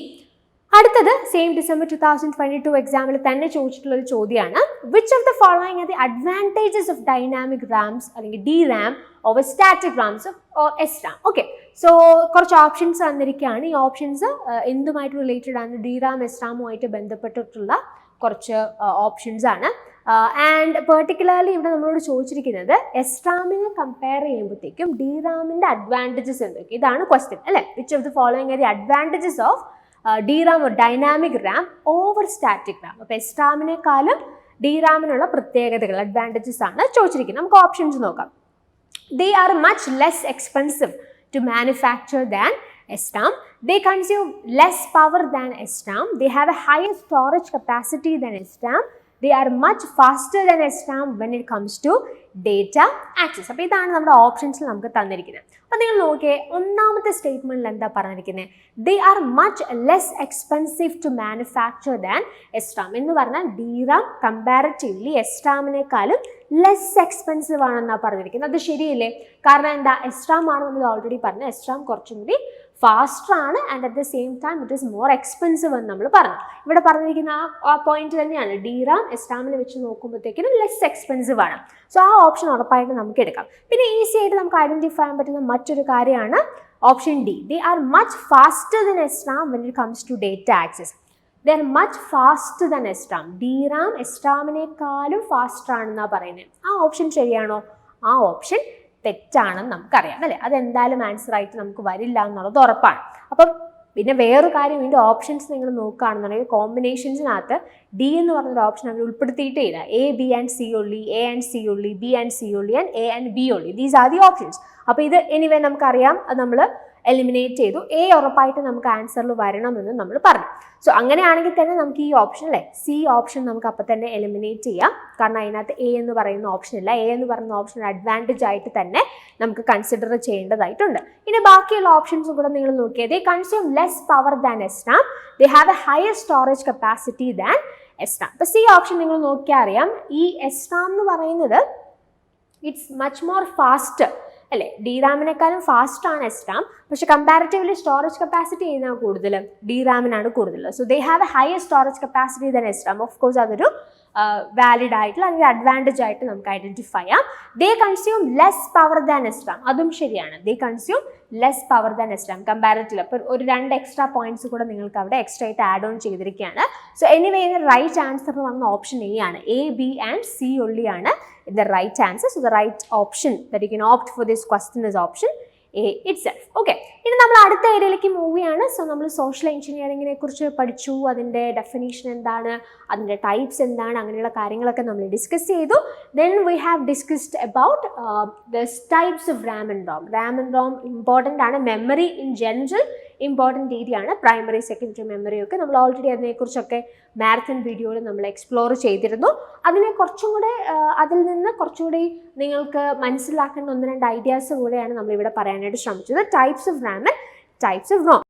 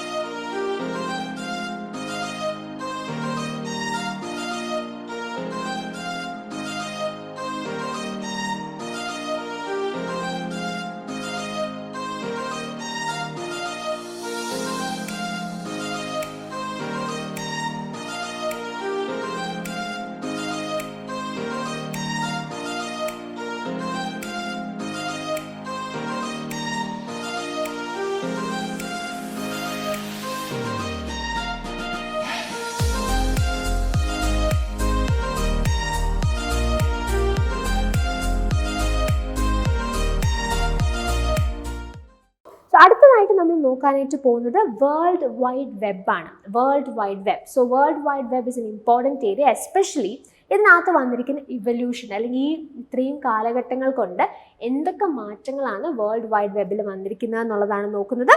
So ആദ്യം നമ്മൾ എന്താണ് ഈ വേൾഡ് വൈഡ് വെബ്, അതിനകത്ത് വരുന്ന മേജർ ആയിട്ടുള്ള എലമെന്റ്സ് അല്ലെങ്കിൽ അതിൻ്റെ കോൺസ്റ്റിറ്റ്യൂവൻ്റ് ആയിട്ടുള്ള പ്രധാനപ്പെട്ട ചില ഐഡിയാസ് നമ്മൾ ഡിസ്കസ് ചെയ്യും. Then will be focusing on evolution of world wide web. നമുക്ക് ഈ ഡിഫറെൻറ്റ് കാലഘട്ടങ്ങളിൽ ഈ വേൾഡ് വൈഡ് വെബ് അല്ലെങ്കിൽ WWW വന്നിട്ടുള്ള മാറ്റങ്ങൾ, ചേഞ്ചസ്, എങ്ങനെ അത് അപ്ഡേറ്റഡ് ആയിക്കൊണ്ടിരിക്കുന്നു എന്നുള്ളതിനെക്കുറിച്ചും നമ്മൾ ഇതിനകത്ത് ചർച്ച ചെയ്യുന്നതായിരിക്കും. Okay. So World Wide Web is a subset of the internet and is a collection of documents and applications residing on the internet servers around the world. So എങ്ങനെയാണ് നമുക്ക് വേൾഡ് വൈഡ് വെബിനെ ഡിഫൈൻ ചെയ്യാനായിട്ട് സാധിക്കുന്നത്? It's a subset of the internet and also ഇതിന് നമുക്കൊരു internet അല്ലെങ്കിൽ internet സെർവേഴ്സിലുള്ള different documents, it's a collection of documents and applications that resides on the various internet servers എന്ന് വേണമെങ്കിൽ നമുക്കതിനെ ഡിഫൈൻ ചെയ്യാം. ആരാണ് ഈ വെബ് എന്ന് പറഞ്ഞൊരു ആശയം അല്ലെങ്കിൽ വേൾഡ് വൈഡ് വെബ് എന്ന് പറഞ്ഞൊരു ആശയം ഇൻട്രൊഡ്യൂസ് ചെയ്യുന്നത്? That is Tim Berners-Lee. പേര് ഇമ്പോർട്ടൻ്റ് ആണ്, വളരെ ബേസിക് ആയിട്ടുള്ള കാര്യങ്ങളാണ്, പക്ഷെ വേണമെങ്കിൽ ചോദിക്കാം. സോ 1989 അദ്ദേഹം ടിം ബെർണേഴ്സ്-ലീ ഇങ്ങനെ ഒരു വെബ് എന്ന് പറഞ്ഞ വേൾഡ് വൈഡ് വെബ് എന്ന് പറഞ്ഞൊരു ആശയം അദ്ദേഹത്തിന് ഉണ്ടാകുന്നത്. And laid out his vision for what would become the web in a document called information management proposal. അപ്പോൾ അദ്ദേഹത്തിൻ്റെ ഒരു ഡോക്യുമെന്റ് അല്ലെങ്കിൽ അദ്ദേഹത്തിൻ്റെ വർക്കായിരുന്നു ഇൻഫർമേഷൻ മാനേജ്മെൻറ്റ് പ്രപ്പോസൽ. അതിനകത്താണ് ആദ്യമായിട്ട് അദ്ദേഹം ഈ വേൾഡ് വൈഡ് വെബ് എന്ന് പറഞ്ഞെങ്കിൽ അദ്ദേഹത്തിൻ്റെ മനസ്സിലുണ്ടായ ഈ ഒരു ആശയം അദ്ദേഹം ആദ്യമായിട്ട് ഇൻട്രൊഡ്യൂസ് ചെയ്യുന്നത്. അപ്പോൾ ഇതിനകത്ത് ബെർണേഴ്സ്-ലീ അദ്ദേഹം ഈ ഇൻ്റർനെറ്റ് എന്ന് പറഞ്ഞൊരു ആശയം, ഈ വെബ് എന്ന് പറഞ്ഞൊരു ആശയം അദ്ദേഹം ആദ്യമായിട്ട് ഇൻട്രൊഡ്യൂസ് ചെയ്യുന്ന സമയത്ത് അതിനെ കണക്ട് ചെയ്യുന്ന അല്ലെങ്കിൽ അതിനകത്ത് ബേസിക് ആയിട്ട് അദ്ദേഹം ഇൻട്രൊഡ്യൂസ് ചെയ്ത 3 ഫണ്ടമെൻ്റൽ ടെക്നോളജീസ് ഉണ്ട്. ഈ വെബിൻ്റെ ഒരു ഫൗണ്ടേഷൻ എന്ന് പറയുന്നത് ഈ 3 ഫണ്ടമെൻ്റൽ ആയിട്ടുള്ള ടെക്നോളജീസ് ആണെന്നാണ് അദ്ദേഹം പറയുന്നത്, which includes HTML, URI or URL and HTTP. So ഈ 3 കാര്യങ്ങളാണ്. These are considered as the foundation or these 3 fundamental technologies are considered as the foundation of web. അപ്പോൾ എന്തായി HTML, HTTP, URI, URL എന്നൊക്കെ പറഞ്ഞാൽ HTMLൻ്റെ full form എന്തായി? Full forms ഒക്കെ important ആണ്, നമ്മൾ ഓൾറെഡി പറഞ്ഞായിരുന്നു. അബ്രിവിയേഷൻസ് ഒക്കെ നിങ്ങൾ പഠിച്ചിരിക്കേണ്ടത് വളരെ ഇമ്പോർട്ടൻ്റ് ആയിട്ടുള്ളൊരു കാര്യമാണെന്നുള്ളത്. Okay. So HTML stands for Hypertext Markup Language. Hypertext Markup Language ആണ് HTML. So ഇത് basically യൂസ് ചെയ്യുന്നത് എന്താ? It is considered as the formatting language of the web. വെബിൻ്റെ ഫോർമാറ്റിംഗ് ലാംഗ്വേജ് ആയിട്ടാണ് നമ്മൾ ഇതിനെ ഐഡൻറ്റിഫൈ ചെയ്യുന്നത്. Then we have HTTP. അതിൻ്റെ ഫുൾ ഫോം എന്താ? Hypertext Transfer Protocol. എന്താണ് ഈ Hypertext Transfer Protocol എന്ന് പറഞ്ഞാൽ? It allows for the retrieval of linked resources from across the web. അതായത് വെബിൽ നിന്ന് നമ്മൾ ഈ റിസോഴ്സസ് റിട്രൈവ് എടുക്കുന്നതുമായിട്ട് ബന്ധപ്പെട്ടുള്ളൊരു പ്രോട്ടോക്കോളാണ്. ഇതൊരു set of rules and guide lines ആണ് HTTP അല്ലെങ്കിൽ Hypertext Transfer Protocol എന്ന് പറഞ്ഞാൽ. URI അഥവാ URL എന്ന് പറഞ്ഞാൽ എന്താ? യൂണിഫോം റിസോഴ്സ് ഐഡൻറ്റിഫയർ അല്ലെങ്കിൽ യൂണിഫോം റിസോഴ്സ് ലൊക്കേറ്റർ എന്നൊക്കെ നമുക്കിതിനെ പറയാം. So this can be considered as a kind of address that is unique and used to identify to each resource on the web. വെബിൽ available ആയിട്ടിരിക്കുന്ന റിസോഴ്സസിനൊക്കെ ഉള്ളൊരു യുണീക്ക് ആയിട്ടുള്ളൊരു address ആയിട്ട് നമുക്ക് URIനെ ഐഡൻറ്റിഫൈ ചെയ്യാം. That is what helps us to find out or identify the various resources on the web. അതാണ് URI അല്ലെങ്കിൽ URL എന്ന് പറയുന്നത്. അപ്പോൾ ഇതൊക്കെയാണ് ബേസിക്കലി ഇതിൻ്റെ ഒരു ഫൗണ്ടേഷണൽ ടെക്നോളജീസ് ആയിട്ട് നമ്മൾ ഐഡൻറ്റിഫൈ ചെയ്യാം.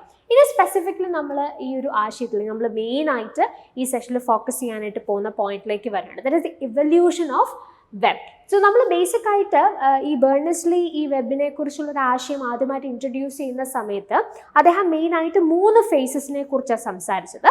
പക്ഷേ ഇന്ന് V have the 4th and 5th phases as well. പക്ഷേ അതൊക്കെ ഒരു ഹൈപ്പത്തറ്റിക്കൽ ആയിട്ടുള്ള അല്ലെങ്കിൽ ഫ്യൂച്ചറിസ്റ്റിക് ആയിട്ടുള്ള ചില ഐഡിയാസ് ആണ്. അദ്ദേഹം ഇൻട്രൊഡ്യൂസ് ചെയ്ത 3rd ഫേസിൻ്റെ പോലും മുഴുവനായിട്ടുള്ള സാധ്യതകൾ നമുക്ക് ഉപയോഗപ്പെടുത്തിക്കൊണ്ടിരിക്കുന്നതേ ഉള്ളൂ, അല്ലെങ്കിൽ ആ സാധ്യതകൾ കൂടുതലായിട്ട് നമ്മൾ എക്സ്പ്ലോർ ചെയ്യുന്നതേ ഉള്ളൂ. സോ അദ്ദേഹത്തിൻ്റെ ഒരു വേൾഡ് വൈഡ് വെബ് എന്ന് പറഞ്ഞ ആശയമായിട്ട് ബന്ധപ്പെട്ട് അതിനകത്ത് ഉണ്ടാവാൻ പോകുന്ന ഇന്നോവേഷൻസ് അല്ലെങ്കിൽ അതിൻ്റെ റിവല്യൂഷനുമായിട്ട് ബന്ധപ്പെട്ട് 3 ഫേസസ് അദ്ദേഹം ഐഡൻറ്റിഫൈ ചെയ്തു. Web 1.0, web 2.0 and web 3.0. ഞാൻ ഓൾറെഡി പറഞ്ഞതുപോലെ ഇന്ന് വെബ് 4.0യെ കുറിച്ചും വെബ് 5.0യെ കുറിച്ചും വരെ ആളുകൾ ഡിസ്കസ് ചെയ്യുന്നത് നമുക്ക് കാണാനായിട്ട് സാധിക്കും. അപ്പോൾ അദ്ദേഹത്തിൻ്റെ ഒരു വിഷനിൽ അദ്ദേഹം ഒരു എൻവിഷൻ ചെയ്ത അദ്ദേഹത്തിൻ്റെ വെബുമായിട്ട് ബന്ധപ്പെട്ട എവല്യൂഷനിൽ he has associated 3 important phases. Web 1.0, web of document, web 2.0, web of people, web 3.0, web of data. So ആ രീതിയിൽ ഓർത്തിരുന്നാൽ ഇതിനകത്ത് പറയുന്ന ആശയങ്ങൾ കുറച്ചുകൂടി നിങ്ങൾക്ക് മനസ്സിലാക്കാനായിട്ട് സാധിക്കും. അപ്പോൾ മെയിനായിട്ട് ഇതിനകത്ത് നമ്മൾ എക്സാം പോയിന്റ് ഓഫ് വ്യൂ എന്തൊക്കെ കാര്യങ്ങളാണ് ഈ ഓരോ ഇവല്യൂഷനുമായിട്ട് ബന്ധപ്പെട്ട് ഈ ഓരോ ഫേസസിലും എന്ത് ഫോക്കസ് ചെയ്യപ്പെടുന്നു എന്നുള്ളതാണ് നമ്മൾ നോക്കുന്നത്. വെബ് 1.0 എന്ന് പറഞ്ഞാൽ ഉദ്ദേശിക്കുന്നത് എന്താണ്? ഈ വെബ് എന്ന് പറഞ്ഞ ഒരു ആശയത്തിൻ്റെ ഒരു ഇനിഷ്യൽ ഇംപ്ലിമെൻറ്റേഷൻ ആണ് നമുക്ക് വെബ് 1.0യിൽ കാണാനായിട്ട് സാധിക്കും. ഇത് ആദ്യത്തെ ഫേസ് എന്ന് വേണമെങ്കിൽ നമുക്കതിനെ വിശദീകരിക്കാം. അപ്പോൾ 1989 അദ്ദേഹം ഈ ഒരു വെബ് എന്ന് പറയുന്ന ആശയം തുടങ്ങുന്ന പോയിന്റ് മുതൽ ഒരു 2005 വരെയൊക്കെയാണ് വെബ് 1.0 എന്ന് പറഞ്ഞ ഫേസ് നമുക്ക് ഐഡന്റിഫൈ ചെയ്യാനായിട്ട് സാധിക്കുന്നത്. ഈ കാലഘട്ടത്തിൽ ഈ വെബ് എന്ന് പറഞ്ഞാൽ എന്താ വെച്ചാൽ റീഡ് ഓൺലി വെബ്, സ്റ്റാറ്റിക് ആയിട്ടുള്ള ഒരു വെബ് ആയിട്ടാണ് നമ്മൾ ഇതിനെ ഐഡന്റിഫൈ ചെയ്യുന്നത്. എന്ന് പറഞ്ഞാൽ എന്താ, നമുക്ക് വെബ് അല്ലെങ്കിൽ ഈ വേൾഡ് വൈഡ് വെബ് എന്ന് പറഞ്ഞ ആശയം കൊണ്ട് നമ്മൾ ഉദ്ദേശിക്കുന്നത് എന്താ, നമുക്ക് ആവശ്യമായിട്ടുള്ള ഇൻഫർമേഷൻ നമുക്ക് ആക്സസ് ചെയ്യാനായിട്ട് സാധിക്കുന്ന ഒരു സ്ഥലം. നമുക്ക് വേണ്ട കാര്യങ്ങൾ എന്ത് ചെയ്യാം, നമുക്ക് ആക്സസ് ചെയ്യാം. ബീങ് എ യൂസർ നമുക്കൊരു എൻറ്റിറ്റിയിൽ നിന്ന് നമുക്ക് ആവശ്യമായുള്ള ഇൻഫർമേഷൻസ് എന്ത് ചെയ്യാണ് കിട്ടുകയാണ്. സോ അതിനകത്ത് എന്താ, ഈ പാസീവ് ആയിട്ടുള്ള ഒരു റിസീവേഴ്സ് അല്ലെങ്കിൽ നമ്മൾ ബീങ് യൂസേഴ്സ് നമ്മളെ സംബന്ധിച്ചിടത്തോളം പാസീവ് ആയിട്ടുള്ളൊരു ഇൻവോൾവ്മെൻറ്റ് മാത്രമേ ഉള്ളൂ. നമുക്ക് ആവശ്യമുള്ള കാര്യങ്ങൾ ഇങ്ങോട്ടേക്ക് നമുക്ക് എടുക്കാം, അല്ലാണ്ട് അങ്ങോട്ടേക്കൊന്നും നമുക്ക് ഇൻറ്ററാക്ട് ചെയ്യാനായിട്ടൊരു സ്കോപ്പ് ഒന്നും ആ കാലഘട്ടത്തിൽ വെബ് 1.0 എന്ന് പറയുന്ന ഫേസിൽ ഇൻ്റർനെറ്റ് അല്ലെങ്കിൽ വെബിന് ഉണ്ടായിരുന്നില്ല എന്നുള്ളത് നമുക്ക് മനസ്സിലാക്കാനായിട്ട് സാധിക്കും. അപ്പോൾ ഇതിൻ്റെ പ്രത്യേകത എന്താ, സ്റ്റാറ്റിക് ആണ്, യൂസേഴ്സിന് വേണ്ടുന്ന ഇൻഫർമേഷൻ അവർക്ക് എന്ത് ചെയ്യാൻ പറ്റും, റിട്രൈവ് ചെയ്തെടുക്കാൻ പറ്റും. പക്ഷേ പാസീവ് ആയിട്ടുള്ളൊരു ഇൻവോൾവ്മെൻറ്റോ കാര്യങ്ങളൊന്നും ഇല്ലാത്തൊരു രീതിയിൽ ഇൻറ്ററാക്ഷൻസ് ഒക്കെ വളരെ ലിമിറ്റഡ് ആയിട്ടുള്ള ഒരു രീതിയിലായിരുന്നു ഇനിഷ്യലി വെബിൻ്റെ പ്രവർത്തനങ്ങൾ ആരംഭിക്കുന്നത്. വെബ് 2.0യിലേക്ക് നമ്മൾ വന്നപ്പോൾ ഇതിൻ്റെ പ്രത്യേകത എന്താണ്, സോഷ്യൽ കണക്ടിവിറ്റി, ഇൻറ്ററാക്ടിവിറ്റി ഒക്കെ വളരെയധികം കൂടിയതായിട്ട് നമുക്ക് മനസ്സിലാക്കാനായിട്ട് സാധിക്കും. അപ്പോൾ സോ ഈ സമയത്ത് ഒരു 2005 ഒക്കെ കഴിഞ്ഞപ്പോഴത്തേക്കും ഈ മൊബൈൽ എന്ന് പറയുന്ന അല്ലെങ്കിൽ മൊബൈലിലുള്ള ഇൻ്റർനെറ്റ് എന്നൊക്കെ പറയുന്നത് കുറച്ചുകൂടെ ആളുകൾ അത് കൂടുതലായിട്ട് എക്സ്പ്ലോർ ചെയ്യാനായിട്ട് തുടങ്ങി. എന്ന് വെച്ചാൽ നമുക്ക് കൂടുതലായിട്ട് ഈ ഇൻ്റർനെറ്റിലേക്കുള്ളൊരു ആക്സസിബിലിറ്റി കൂടി, അതുകൂടാണ്ട് ഒരുപാട് ആപ്ലിക്കേഷൻസ് വന്നു. ഇപ്പോൾ ഫേസ്ബുക്ക് അല്ലെങ്കിൽ യൂട്യൂബ് അങ്ങനെയുള്ള ഒരുപാട് ആപ്ലിക്കേഷൻസ് വന്നു. അപ്പോൾ അങ്ങനെ വന്നു കഴിഞ്ഞപ്പോൾ ഉള്ള കാര്യം എന്താണ്, ഇൻ്റർനെറ്റ് ആക്സസ് എല്ലാവർക്കും ഒരുപോലെ സാധിക്കുന്നു. അതിൻ്റെ കൂടെ തന്നെ സോഷ്യൽ ഇൻ്ററാക്ഷൻ വേണ്ടിയിട്ടുള്ള മാധ്യമങ്ങൾ അല്ലെങ്കിൽ അതിനു വേണ്ടിയിട്ടുള്ള പ്ലാറ്റ്ഫോംസ് കൂടുതലായിട്ട് വരാനായിട്ട് തുടങ്ങി. അപ്പോൾ അതായിരുന്നു വെബ് 2.0യിലെ ഏറ്റവും പ്രധാനപ്പെട്ട ഈ രണ്ടാമത്തെ ഫേസിൻ്റെ വെബ് ഓഫ് പീപ്പിൾ എന്നൊക്കെ നമുക്ക് വേണമെങ്കിൽ പറയാം അല്ലേ. ഈ ഒരു കാലഘട്ടത്തിൻ്റെ ഏറ്റവും പ്രധാനപ്പെട്ട ഒരു അഡ്വാൻറ്റേജ് അല്ലെങ്കിൽ അതിൻ്റെ ഏറ്റവും പ്രധാനപ്പെട്ട ഒരു സിഗ്നേച്ചർ എന്ന് പറയുന്ന ഈ ഒരു സോഷ്യൽ കണക്ടിവിറ്റി, ഇൻ്ററാക്ടിവിറ്റി ഒക്കെ ആയിരുന്നു. അതോടൊപ്പം തന്നെ യൂസേഴ്സ് കോണ്ടന്റ് ജനറേറ്റ് ചെയ്യാൻ തുടങ്ങി. വെബ് 1.0യിൽ നമുക്കറിയാം, നമുക്ക് വേണ്ട ഇൻഫർമേഷൻ നമുക്ക് അതിനകത്ത് നിന്ന് ആക്സസ് ചെയ്യാം, റിട്രൈവ് ചെയ്യാം, അത്രേ ഉള്ളൂ. നമുക്ക് ഇൻറ്ററാക്ഷൻസ് ഒന്നും പോസിബിൾ അല്ല. പക്ഷേ വെബ് 2.0യിലേക്ക് വന്നപ്പോൾ ഇങ്ങനെയുള്ള പ്ലാറ്റ്ഫോംസ് വന്നതോടുകൂടി യൂസേഴ്സ് അവരുടേതായിട്ടുള്ള കോണ്ടന്റുകൾ ജനറേറ്റ് ചെയ്യുകയും വെബിൽ അത് അവർക്ക് കോൺട്രിബ്യൂട്ട് ചെയ്യാനായിട്ടുള്ള സാധ്യതകൾ ഉണ്ടാവുകയും ചെയ്തു. ഇതാണ് ബേസിക്കലി വെബ് 2.0യുടെ ഏറ്റവും പ്രധാനപ്പെട്ട പ്രത്യേകത എന്ന് പറഞ്ഞത്. So it facilitates major properties like participatory, collaborative and distributed practices which enable formal and informal spheres of daily practices ongoing on web. ഇവിടെ എന്താണ്, കൂടുതൽ പാർട്ടിസിപ്പേഷൻ അവിടെ ഉണ്ടാവാനായിട്ട് സാധ്യതയുണ്ടായി. കൊളാബറേറ്റീവായിട്ട് നമുക്ക് കാര്യങ്ങൾ ചെയ്യാൻ സാധിച്ചു. കൂടുതൽ ഇൻറ്ററാക്ഷൻസ് ഉണ്ടായി. സോഷ്യലി കണക്റ്റഡ് ആയി ഇങ്ങനെയുള്ള മാധ്യമങ്ങൾ, ഇങ്ങനെയുള്ള പ്ലാറ്റ്ഫോംസ് ഒക്കെ വന്നതോടുകൂടി സോഷ്യൽ ഇൻറ്ററാക്ഷൻ അല്ലെങ്കിൽ സോഷ്യൽ കണക്ടിവിറ്റി വളരെയധികം കൂടി. യൂസേഴ്സിന് അവരുടേതായിട്ടുള്ള കോണ്ടന്റുകൾ ജനറേറ്റ് ചെയ്യാനായിട്ടുള്ള സാധ്യതകളുണ്ടായി. അപ്പം ഇതിനകത്ത് ഏറ്റവും പ്രധാനപ്പെട്ട പങ്ക് വഹിച്ചിട്ടുള്ളൊരു കാര്യം എന്താണ്, the key innovations that can be identified as one of the most important feature that contributed to the exponential growth of 2.0 is basically the mobile internet access and social networks. Okay, അപ്പോൾ ഈ ഒരു കാലഘട്ടത്തിൽ അല്ലെങ്കിൽ ഈ ഒരു ഫേസിൽ എന്തുകൊണ്ടാണ് ഇത്രയും കാര്യമായിട്ടുള്ള അല്ലെങ്കിൽ ഇങ്ങനെ ഒരു ഗ്രോത്ത് നമുക്ക് ഈ വെബിൽ കാണാനായിട്ട് സാധിക്കുന്നത്? മേജർ ആയിട്ടുള്ളൊരു കാര്യം എന്ന് പറയുന്നത് എന്താ, മൊബൈൽ ഇൻ്റർനെറ്റ് ആക്സസ് ആണ്. മൊബൈൽ ഇൻ്റർനെറ്റ് ആക്സസിബിലിറ്റി ഉണ്ടായി. ആൻഡ് ഓൾസോ സോഷ്യൽ നെറ്റ്വർക്ക്സ് ഒക്കെ കുറച്ചുകൂടെ നന്നായിട്ട് ഡെവലപ്പ് ചെയ്തു. അതിനെ എൻഹാൻസ് ചെയ്യാൻ അല്ലെങ്കിൽ അതിനെ സപ്പോർട്ട് ചെയ്യാനായിട്ട് ആവശ്യമായിട്ടുള്ള രീതിയിൽ ആപ്ലിക്കേഷൻസും ഈ കാലഘട്ടത്തിൽ ഒരുപാട് വരാനായിട്ട് തുടങ്ങി. So these developments enabled the dominance of apps that greatly expanded online interactions and utilities such as Facebook, Twitter, Instagram, YouTube, WhatsApp, etc. So ഇങ്ങനെയുള്ള മൊബൈൽ ഇൻ്റർനെറ്റ് ആക്സസിബിലിറ്റിയും അതിൻ്റെ കൂടെ തന്നെ ഇങ്ങനെയുള്ള ആപ്ലിക്കേഷൻസും കൂടെ വന്നപ്പോൾ ഇൻ്ററാക്ഷൻസ് കൂടുതൽ പോസിബിളായി. സോഷ്യൽ കണക്ടിവിറ്റി കൂടുതലായിട്ട് പോസിബിൾ ആവാനായിട്ട് തുടങ്ങി. യൂസേഴ്സ് അവർ സ്വന്തമായിട്ട് യൂസർ ക്രിയേറ്റഡ് അല്ലെങ്കിൽ നമ്മുടെ സ്വന്തം ജനറേറ്റഡ് കോണ്ടന്റുകൾ ഈ പ്ലാറ്റ്ഫോംസിൽ നമുക്ക് പ്രൊവൈഡ് ചെയ്യാൻ സാധിച്ചത് കൂടുതലായിട്ടൊരു ഇൻവോൾവ്മെൻറ്റ് ഈ ഒരു വെബിൽ ആളുകൾക്ക് അല്ലെങ്കിൽ യൂസേഴ്സിന് ഉണ്ടാവുന്നതിലേക്ക് ലീഡ് ചെയ്യുകയും ചെയ്തു. So these are the major features that you need to remember in web 2.0. Now we have Web 3.0. അപ്പോൾ Web 3.0 ഏറ്റവും പ്രധാനപ്പെട്ട ഫീച്ചേഴ്സ് എന്തൊക്കെയാണ്? The basic idea of Web 3.0 is to define structured data and link them in order to make more effective discovery, automation, integration and reuse across various applications. ഇവിടെ basically നമ്മൾ ഇപ്പോൾ let's say നമ്മളൊരു കാര്യം search ചെയ്താൽ ആ കാര്യവുമായിട്ട് ബന്ധപ്പെട്ട എല്ലാ കാര്യങ്ങളും സ്ട്രക്ചേർഡ് ആയിട്ട് നമുക്ക് അവൈലബിൾ ആവുന്ന ഒരു ഫോർമാറ്റിലേക്ക് വെബിനെ മാറ്റാൻ കുറച്ചുകൂടി ഇഫക്റ്റീവ് ആയിട്ടുള്ള സെർച്ച് ഫൈൻഡിങ്സ് അങ്ങനെ സാധ്യമാകുന്ന രീതിയിലേക്ക് വെബിനെ മാറ്റുക എന്നുള്ളൊരു ഐഡിയ ആണ് 3.0 മെയിനായിട്ട് നമുക്ക് കാണാനായിട്ട് സാധിക്കും. ഇഫക്റ്റീവായിട്ട് നമുക്ക് വേണ്ടുന്ന കാര്യങ്ങൾ ഡിസ്കവർ ചെയ്യാൻ അല്ലെങ്കിൽ നമുക്ക് യൂസ്ഫുൾ ആയിട്ടുള്ള കാര്യങ്ങൾ അത് കൃത്യമായിട്ട് നമ്മളിലേക്ക് എത്താനായിട്ട് അല്ലെങ്കിൽ എത്തിക്കാനായിട്ട് നമ്മളൊരു കാര്യം ചോദിച്ചാൽ അതിനോട് റിലേറ്റഡ് ആയിട്ടുള്ള എല്ലാ റിസോഴ്സും നമ്മളിലേക്ക് എത്തുന്ന രീതിയിൽ വളരെ സ്ട്രക്ചേർഡ് ആയിട്ടുള്ള ഒരു പ്ലാറ്റ്ഫോമായിട്ട് അല്ലെങ്കിൽ ഒരു സ്ട്രക്ചേർഡ് ഡേറ്റ അല്ലെങ്കിൽ linking these data in order to make more effective discovery. നന്നായി നമുക്ക് കാര്യങ്ങൾ സെർച്ച് ചെയ്ത് നമുക്ക് ആവശ്യമുള്ള കാര്യങ്ങളെല്ലാം ലിങ്ക്ഡ് ആയിട്ടുള്ള കാര്യങ്ങളെല്ലാം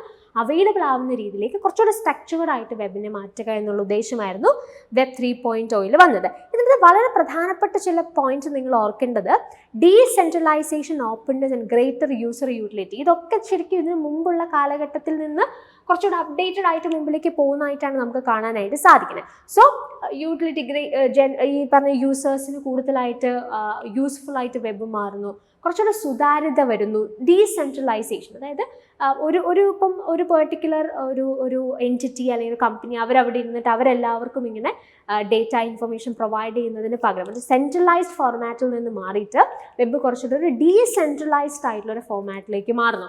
അതും വളരെ ഇമ്പോർട്ടൻ്റ് ആയിട്ട് ഈ decentralisation is a very important concept that you have to remember in Web 3.0 and it took communication to the next level with the introduction of a virtual world and blockchain technology. Okay, അപ്പോൾ ഇത് block ടെക്നോളജിക്ക് ഈ ഒരു ഡീസെൻട്രലൈസേഷൻ്റെ ഭാഗമായിട്ട് നമുക്ക് consider ചെയ്യാൻ പറ്റുന്ന aspects ആണ്. So ഇങ്ങനെ ഒരു വെർച്വൽ വേൾഡ് അല്ലെങ്കിൽ ബ്ലോക്ക് ചെയിൻ ടെക്നോളജി യൂട്ടിലൈസ് ചെയ്തുകൊണ്ട് കൂടുതലായിട്ട് ഡീസെൻട്രലൈസ്ഡ് ആയിട്ടുള്ളൊരു ഫോർമാറ്റിലേക്ക് വെബിൻ്റെ പ്രവർത്തനങ്ങൾ മാറുക എന്നുള്ളത് വളരെ സിഗ്നിഫിക്കൻ്റ് ആയിട്ടൊരു ചേഞ്ച് ആയിട്ട് നമുക്ക് ഐഡൻറ്റിഫൈ ചെയ്യാൻ പറ്റും. സോ ഇവിടെ മെയിനായിട്ട് ഉപയോഗപ്പെടുത്തുന്ന ചില കപ്പാസിറ്റീസ് അല്ലെങ്കിൽ കേപ്പബിലിറ്റീസ് ഇവിടെ കൊടുത്തിട്ടുണ്ട്. Semantic web, artificial intelligence and machine learning. അതായത് ഈ ഒരു നമ്മൾ ഈ പറഞ്ഞ കാര്യങ്ങളൊക്കെ പോസിബിൾ ആവണമെന്നുണ്ടെങ്കിൽ അല്ലെങ്കിൽ ഈ പറയുന്ന നല്ല ഇൻറ്ററാക്ഷൻ പോസിബിൾ ആവണമെന്നുണ്ടെങ്കിൽ അല്ലെങ്കിൽ ഈ പറഞ്ഞിട്ടുള്ള രീതിയിൽ നമുക്ക് വളരെ സ്ട്രക്ചേർഡ് ആയിട്ടുള്ള ഡേറ്റ ആക്സസിബിലിറ്റി സാധ്യമാകണമെന്നുണ്ടെങ്കിൽ അവിടെ ഹെൽപ്പ് ചെയ്യാൻ സാധിക്കുന്ന ചില പ്രധാനപ്പെട്ട കേപ്പബിലിറ്റീസ് ആണ് ഇവിടെ മെൻഷൻ ചെയ്തിരിക്കുന്നത്. Semantic web, artificial intelligence and machine learning. അപ്പോൾ എന്താ ഇതുകൊണ്ടൊക്കെ ഉദ്ദേശിക്കുന്നത്? സെമാൻറ്റിക് വെബ് എന്ന് പറഞ്ഞാൽ ബേസിക്കലി ഉദ്ദേശിക്കുന്നത് എന്താണ്? Collaborative movement led by the world wide web consortium. The semantic web is a process that allows machines to quickly understand and react to complicated human request subjects to their meaning. അപ്പോൾ നമ്മൾ already പറഞ്ഞു data കൃത്യമായിട്ട് നമുക്ക് ആവശ്യമായിട്ടുള്ള കാര്യങ്ങളെല്ലാം linked ആയിട്ട് നമുക്ക് available ആവുന്ന ഒരു ഫോർമാറ്റിലേക്ക് വെബ് മാറും. വളരെ ആക്യുറേറ്റ് ആയിട്ട് നമുക്ക് എന്ത് ചെയ്യാൻ സാധിക്കണം? നമ്മൾ ചോദിക്കുന്ന കാര്യങ്ങൾക്ക് കൃത്യമായി നമ്മൾ എന്ത് ചോദിക്കുന്നു അത് മെഷീൻ മനസ്സിലാക്കി അതിനാവശ്യമായിട്ടുള്ള കാര്യങ്ങൾ നമ്മളിലേക്ക് എത്തിക്കാം. അപ്പോൾ ആ ഒരു ചോദിക്കുന്ന കാര്യത്തിൻ്റെ കോംപ്ലിക്കേറ്റഡ് ആയിട്ടുള്ള ഹ്യൂമൻ സെർച്ചുകൾ അല്ലെങ്കിൽ ഹ്യൂമൻ റിക്വസ്റ്റുകൾ കൂടി അതിൻ്റെ മീനിങ് ഐഡൻറ്റിഫൈ ചെയ്ത് അതിനോട് റിലേറ്റഡ് ആയിട്ടുള്ള രീതിയിൽ ലിങ്ക്ഡ് ആയിട്ടുള്ള സോഴ്സസ് നമ്മളിലേക്ക് എത്തിക്കാനായിട്ടുള്ള ഒരു പ്രോസസ് അതിനെയാണ് നമ്മൾ സെമാൻറ്റിക് വെബ് എന്ന് പറയുന്നത്. മെഷീൻ ലേണിംഗ് എന്ന് പറഞ്ഞാൽ എന്താ? ആർട്ടിഫിഷ്യൽ ഇൻ്റലിജൻസ് അല്ലെങ്കിൽ AI എന്ന് പറയുന്നത് it's A very common term, നമ്മൾക്ക് ഇപ്പോൾ ഫെമിലിയർ ആയിട്ടുള്ള ഒരു ടേമാണ്. അതിൻ്റെ തന്നെ മറ്റൊരു ഏരിയ ആണ് മെഷീൻ ലേണിംഗ് എന്ന് പറയുന്നത്. So an area of artificial intelligence with a concept that a computer program can learn and adapt to new data without human intervention. അപ്പോൾ മെഷീൻ ലേണിംഗ് എന്ന് പറഞ്ഞാൽ എന്താ? മെഷീൻ തന്നെ സ്വമേധയാ ഹ്യൂമൻ ഇൻ്റർവെൻഷൻസ് ഇല്ലാതെ കാര്യങ്ങൾ മനസ്സിലാക്കുകയും പഠിക്കുകയും അഡാപ്റ്റ് ചെയ്യുകയും ചെയ്യുന്ന ഒരു പ്രോസസ്സിനെയാണ് സിംപ്ലി മെഷീൻ ലേണിംഗ് എന്നതുകൊണ്ട് നമ്മൾ ഉദ്ദേശിക്കുന്നത്. ഇപ്പോൾ ഇവിടെ നമ്മൾ മെയിൻലി പറഞ്ഞ കാര്യം എന്താ? ഡീസെൻട്രലൈസ്ഡ് ആയി അല്ലെ വെബ് ഡീസെൻട്രലൈസ്ഡ് ആയി. സെമാൻറ്റിക് വെബ് എന്ന് പറഞ്ഞൊരു ആശയം നമ്മൾ പറഞ്ഞു. കുറച്ചുകൂടെ നന്നായിട്ട് ഡേറ്റ സ്ട്രക്ചേർഡ് ആയിട്ട് ഡേറ്റനെ അറേഞ്ച് ചെയ്ത് നമ്മുടെ റിക്വസ്റ്റുകൾക്കനുസരിച്ച് വളരെ കൃത്യമായി വേണ്ടുന്ന ഇൻഫർമേഷൻ എല്ലാം നമുക്ക് ആവശ്യമായിട്ടുള്ള രീതിയിൽ ലിങ്ക്ഡ് ആയിട്ടുള്ള ഇൻഫർമേഷൻ എല്ലാം നമ്മളിലേക്ക് എത്തിക്കുക. ഇതൊക്കെയാണ് Web 3.0 പ്രധാനപ്പെട്ട ഫീച്ചേഴ്സ് എന്ന് പറയുന്നത്. Then we have Web 4.0. എന്താണ് Web 4.0 എന്ന് പറഞ്ഞാൽ? കുറച്ചുകൂടെ ഇൻ്റലിജൻറ്റ് ആയിട്ടുള്ളൊരു വെബായിട്ട് നമുക്കിതിനെ ഐഡൻറ്റിഫൈ ചെയ്യാനായിട്ട് സാധിക്കും. So Web 4.0 can be considered as an ultra intelligent electronic agent, symbiotic web and ubiquitous web. One of the key features of Web 4.0 is the use of advanced artificial intelligence technologies such as natural language processing, machine learning and the semantic web. ഞാൻ already പറഞ്ഞു നമ്മൾ ബേണേഴ്സ്-ലീയുടെ ആശയങ്ങളെക്കുറിച്ച് പറയുമ്പോൾ അദ്ദേഹം ഒരു 3 faces വരെയാണ് അദ്ദേഹം identify ചെയ്യാനായിട്ട് ശ്രമിച്ചത്. ആ സമയത്ത് അദ്ദേഹം ഇതൊരു ഐഡിയ തുടങ്ങിയ സമയത്ത് തന്നെ അതിൻ്റെ ഒരു ഇവല്യൂഷനെ കുറിച്ച് അത്രയും ഫോർ ഫ്രണ്ടിലേക്ക് അദ്ദേഹം ചിന്തിക്കാനായിട്ട് ശ്രമിച്ചു എന്നുള്ളത് നമുക്ക് കാണാനായിട്ട് സാധിക്കും. സോ അതിനകത്ത് ഇപ്പോൾ ഈ വെബ് 3.0 തന്നെ സാധ്യതകൾ നമ്മളിങ്ങനെ എക്സ്പ്ലോർ ചെയ്തുകൊണ്ടിരിക്കുകയാണ്.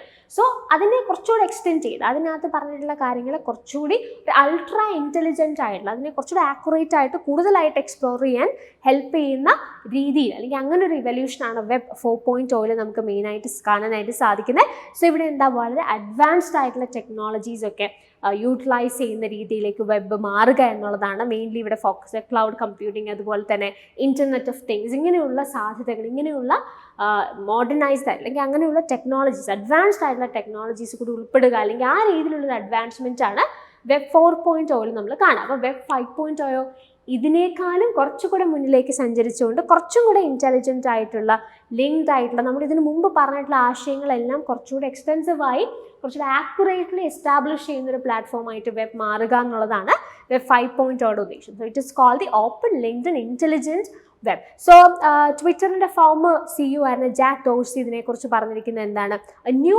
Decentralised web platform. അപ്പോൾ ഈ ഡീസെൻട്രലൈസേഷൻ എന്ന് പറയുന്ന ഐഡിയ ഒക്കെ ഓൾറെഡി 3.0 സമയത്ത് നമ്മൾ ഐഡൻറ്റിഫൈ ചെയ്താണ്. പക്ഷേ ഇവിടെ കുറച്ചുകൂടെ അതിനൊന്ന് എക്സ്റ്റെൻഡ് ചെയ്തുകൊണ്ട് ഒരു എക്സ്ട്രാ ഡീസെൻട്രലൈസ്ഡ് വെബാണ് ഇവിടെ അവർ ഫോക്കസ് ചെയ്യുന്നത്. That puts you in charge of your data and identity. അതായത് നിങ്ങൾ പ്രൊവൈഡ് ചെയ്യുന്ന ഡേറ്റ, ഇപ്പോൾ ഫോർ എക്സാമ്പിൾ നമ്മളിപ്പോൾ ഒരു പ്ലാറ്റ്ഫോമിൽ നിങ്ങളൊരു കാര്യം വിട്ടേ, ഇപ്പോൾ നിങ്ങൾ ഫേസ്ബുക്കിൽ ഒരു സാധനം എഴുതി, അല്ലെങ്കിൽ യൂട്യൂബിൽ നിങ്ങളൊരു സാധനം ക്രിയേറ്റ് ചെയ്തിട്ട് കോണ്ടന്റ് ക്രിയേറ്റ് ചെയ്തിട്ടാൽ ശരിക്കും അത് ആ ഒരു പെർട്ടിക്കുലർ പ്ലാറ്റ്ഫോം അത് ഓൺ ചെയ്യുകയാണ് പിന്നെ, അല്ലേ? പക്ഷെ അത് മാറിയിട്ട് നിങ്ങളുടെ ഡേറ്റയ്ക്ക് നിങ്ങൾ തന്നെ ഓണർഷിപ്പുള്ള ആളുകളായിട്ട് മാറുക, അല്ലെങ്കിൽ you are in charge of your data and also your identity. ആ രീതിയിലേക്ക് കുറച്ചുകൂടി ഒരു എക്സ്ട്രാ ഡീസെൻട്രലൈസ്ഡ് ആയ ഒരു ഫോമാറ്റിലേക്ക് വെബിനെ മാറ്റുക എന്നുള്ളതാണ് 5.0 പ്രധാനപ്പെട്ട ഒരു ഉദ്ദേശം എന്ന് പറയുന്നത്. അതായത് ഈ ഡീസെൻട്രലൈസേഷൻ ഒരു നെക്സ്റ്റ് ലെവലിലേക്ക് പ്രൊമോട്ട് ചെയ്യുക എന്നുള്ള രീതിയിലാണ്, ഇൻ്റർനെറ്റിൻ്റെ ആ രീതിയിൽ ഇൻ്റർനെറ്റിൻ്റെ ഒരു പ്രൊമോഷൻ എന്നുള്ള രീതിയിലാണ് വെബ് 5.0 നമുക്ക് ഐഡൻറ്റിഫൈ ചെയ്യാനായിട്ട് സാധിക്കുന്നത്. സോ ഇവിടെ നമ്മൾ ഓൾറെഡി പറഞ്ഞതുപോലെ it will enable people to own their identity and manage their data on the internet. Web 5.0 envisions an internet free of censorship, whether from governments or large tech, and free of significant outages. അപ്പോൾ ഇവിടെ basically ഉദ്ദേശിക്കുന്നത് എന്താ, നമ്മളുടെ ഇപ്പോൾ തന്നെ നമ്മളൊരു content ഒക്കെ provide ചെയ്ത് കഴിഞ്ഞാൽ they have these platforms have their own rules and regulations. അവർക്ക് അവരുടേതായിട്ടുള്ള ചില മാനദണ്ഡങ്ങളൊക്കെ ഉണ്ട്, അല്ലേ?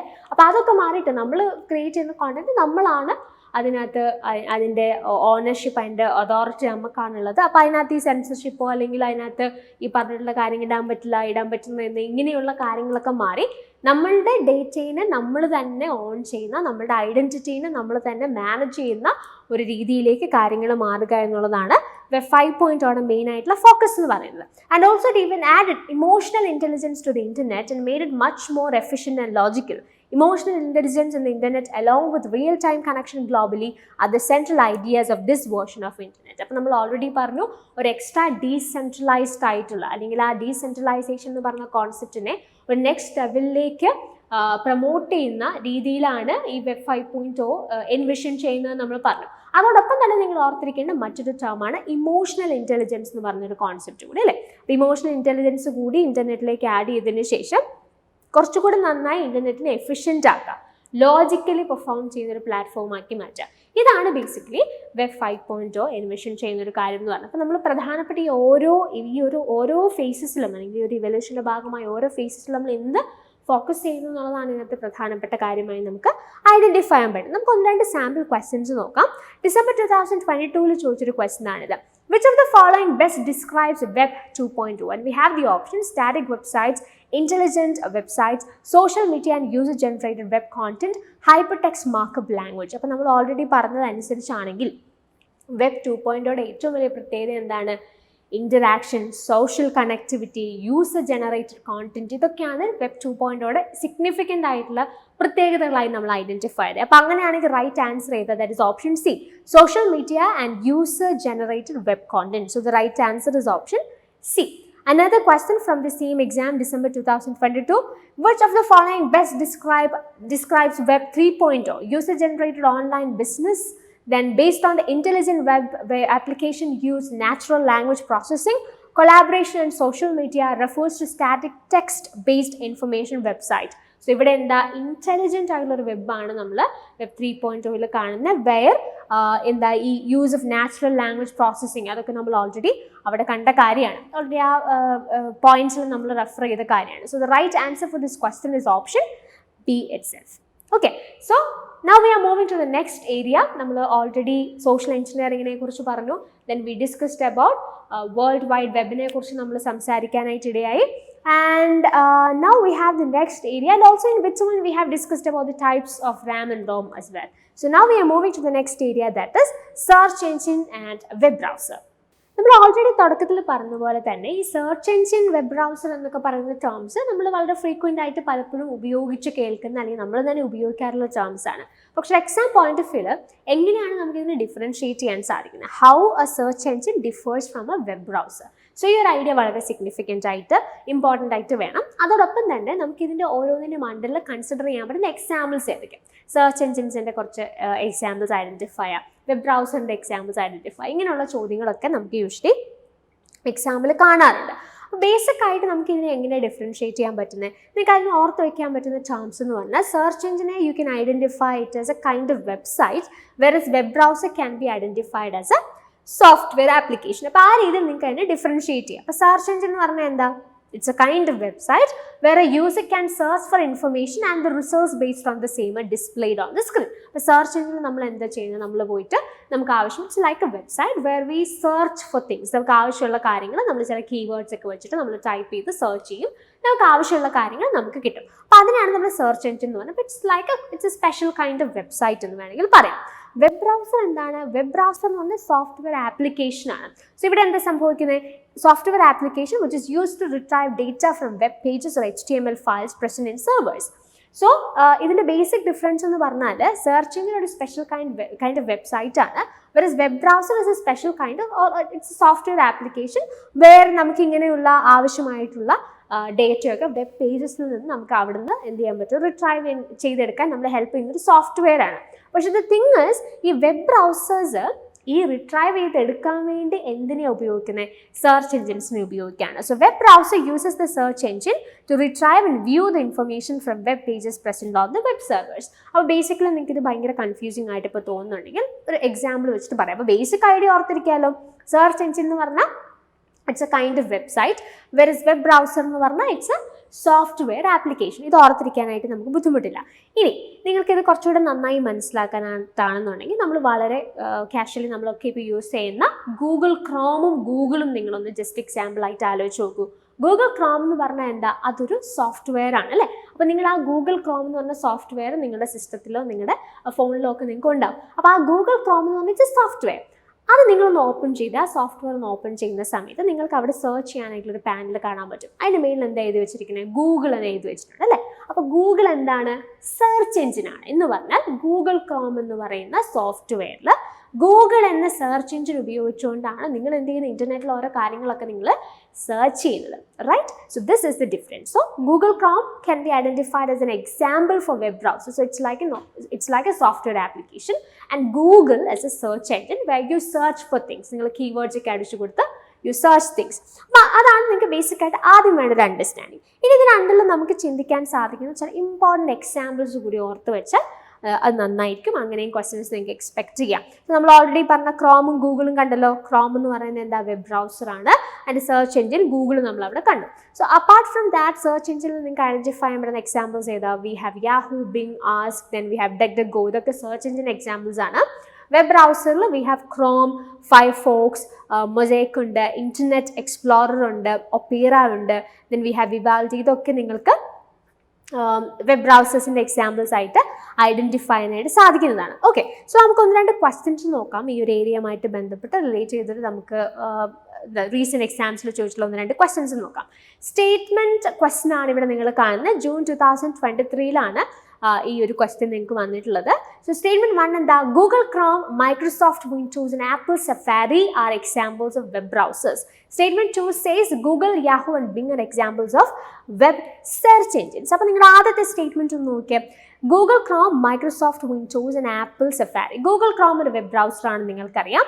ആപ്പിൾ സഫാരിയും ഒരു വെബ് ബ്രൗസറാണ്. ആപ്പിളിൻ്റെ വെബ് ബ്രൗസറാണ് സഫാരി. അപ്പോൾ നിങ്ങൾ എന്ത് ചെയ്യണം, ഇങ്ങനെ ക്വസ്റ്റ്യൻസ് ചെയ്യുന്ന സമയത്ത് നിങ്ങളുടെ ലിസ്റ്റിൽ ഇല്ലാത്ത എന്തെങ്കിലുമൊക്കെ പുതിയ കാര്യങ്ങൾ ഇങ്ങനെ വെബ് ബ്രൗസേഴ്സിൻ്റെ പേരുകളോ സെർച്ച് എഞ്ചിൻ്റെ പേരുകളൊക്കെ കണ്ടാൽ ആ ലിസ്റ്റിലേക്ക് നിങ്ങൾ ആഡ് ഓൺ ചെയ്യാം. അങ്ങനെയാണ് നമ്മൾ പഠിക്കുന്നത്. Okay, that's how we need to deal with questions. അപ്പോൾ നമ്മൾ കുറേ കോൺസെപ്റ്റുകളൊക്കെ പഠിച്ചിട്ട് നമ്മൾ ക്വസ്റ്റ്യൻസ് ചെയ്യുമ്പോൾ നമുക്ക് ഒത്തിരി ആഡ് ഓൺസ് ആ ക്വസ്റ്റ്യൻസിൽ നിന്ന് കിട്ടും. അപ്പോൾ അത് വളരെ ഇമ്പോർട്ടൻ്റ് ആണ്. അപ്പോൾ നന്നായി കോൺസെപ്റ്റുകൾ ആദ്യം പഠിക്കുക, നന്നായി ക്വസ്റ്റ്യൻസ് ചെയ്യുക. നമ്മൾ എപ്പോഴും പറയുന്ന ഒരു കാര്യമാണ് ക്വസ്റ്റ്യൻസ് ചെയ്യാൻ. ഇപ്പോൾ നിങ്ങൾ കുറേ കോൺസെപ്റ്റ് പഠിച്ചു, എന്നിട്ട് ക്വസ്റ്റ്യൻസ് ഒന്നും നിങ്ങൾ പ്രാക്ടീസ് ചെയ്തില്ല എന്നുണ്ടെങ്കിൽ നമ്മൾ ഈ പറയുന്ന ഒരു ഡ്രീം സ്കോറിലേക്കൊന്നും എത്താമെന്നൊന്നും ഒരിക്കലും പേപ്പർ 1 പോസിബിൾ അല്ല.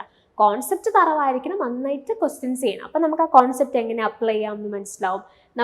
ചിലപ്പോൾ നമ്മൾ മനസ്സിലാക്കിയിരിക്കുന്ന കാര്യങ്ങളുടെ എക്സാം പോയിന്റ് ഓഫ് വ്യൂവിൽ എങ്ങനെ അപ്ലൈ ചെയ്യേണ്ടത് എന്നുള്ളതിനെക്കുറിച്ച് ധാരണ ഉണ്ടാവും.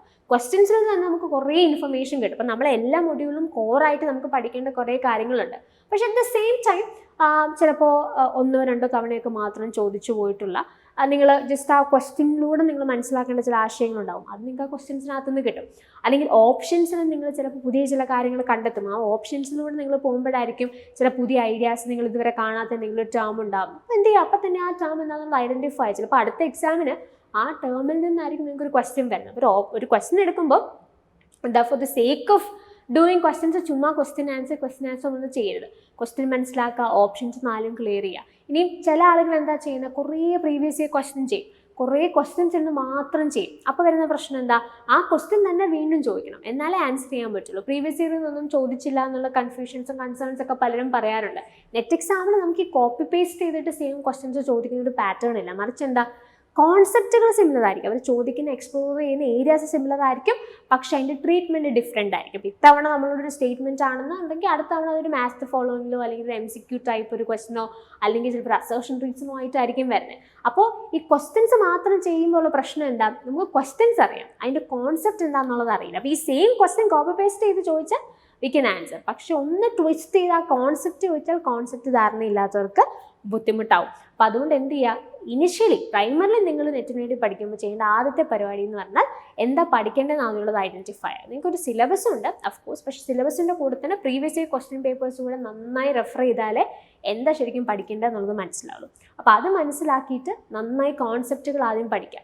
കോൺസെപ്റ്റുകൾ പഠിച്ചതിന് ശേഷം വളരെ എക്സ്റ്റെൻസീവായി ക്വസ്റ്റ്യൻസ് ചെയ്യുക. ഇത് രണ്ടും കൂടെ നന്നായിട്ടൊരു കോമ്പിനേഷനിൽ വന്നാലേ നമ്മൾ ഉദ്ദേശിക്കുന്ന ഒരു സ്കോറിലേക്ക് നമുക്ക് എത്താൻ പറ്റുള്ളൂ. ഞാൻ ഈ ക്വസ്റ്റ്യനുമായിട്ട് ബന്ധപ്പെട്ട് ഇത്രയും കാര്യങ്ങൾ പറഞ്ഞു എന്നുള്ളതേ ഉള്ളൂ. Coming back to the question. So നമ്മൾ ഓൾറെഡി പറഞ്ഞു ഗൂഗിൾ ക്രോമും ആപ്പിൾ സഫാരിയും വെബ് ബ്രൗസേഴ്സ് ആണ്. ഇതിനിടയ്ക്ക് ഇവർ കൊണ്ട് വെച്ചിരിക്കുന്ന ഒരു സാധനം ഉണ്ടല്ലോ, മൈക്രോസോഫ്റ്റ് വിൻഡോസ്.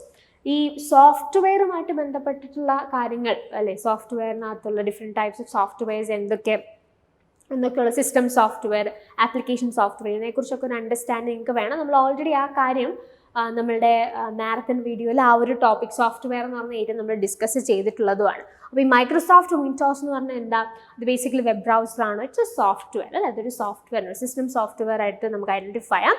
സോ ആ രീതിയിൽ ചിന്തിച്ചാൽ Google Chrome and apple safari ആണ് വെബ് ബ്രൗസേഴ്സ്. അപ്പോൾ സ്റ്റേറ്റ്മെൻറ്റ് പറഞ്ഞിരിക്കുന്നത് 3 വെബ് ബ്രൗസേഴ്സ് ആണ്. അപ്പോൾ അത് തെറ്റാണ്. That's A wrong statement. Statement 2 says Google, Yahoo and Bing are examples of web search engines. അപ്പോൾ നമ്മൾ മുമ്പേ കണ്ട എക്സാമ്പിൾ നമ്മൾ കണ്ടു. ഗൂഗിൾ, യാഹു, ബിങ് ഇതൊക്കെ എന്താണ്, വെബ് സെർച്ച് എൻജിൻസ് ആണെന്ന് നമുക്കറിയാം. സോ അങ്ങനെയാണെങ്കിൽ എന്താ ഇതിൻ്റെ ആൻസർ, ഒന്നാമത്തെ സ്റ്റേറ്റ്മെൻറ്റ് തെറ്റും രണ്ടാമത്തെ സ്റ്റേറ്റ്മെൻറ്റ് ശരിയുമാണ്. അപ്പോൾ statement 1 is false but statement 2 is true. So the right answer is option D.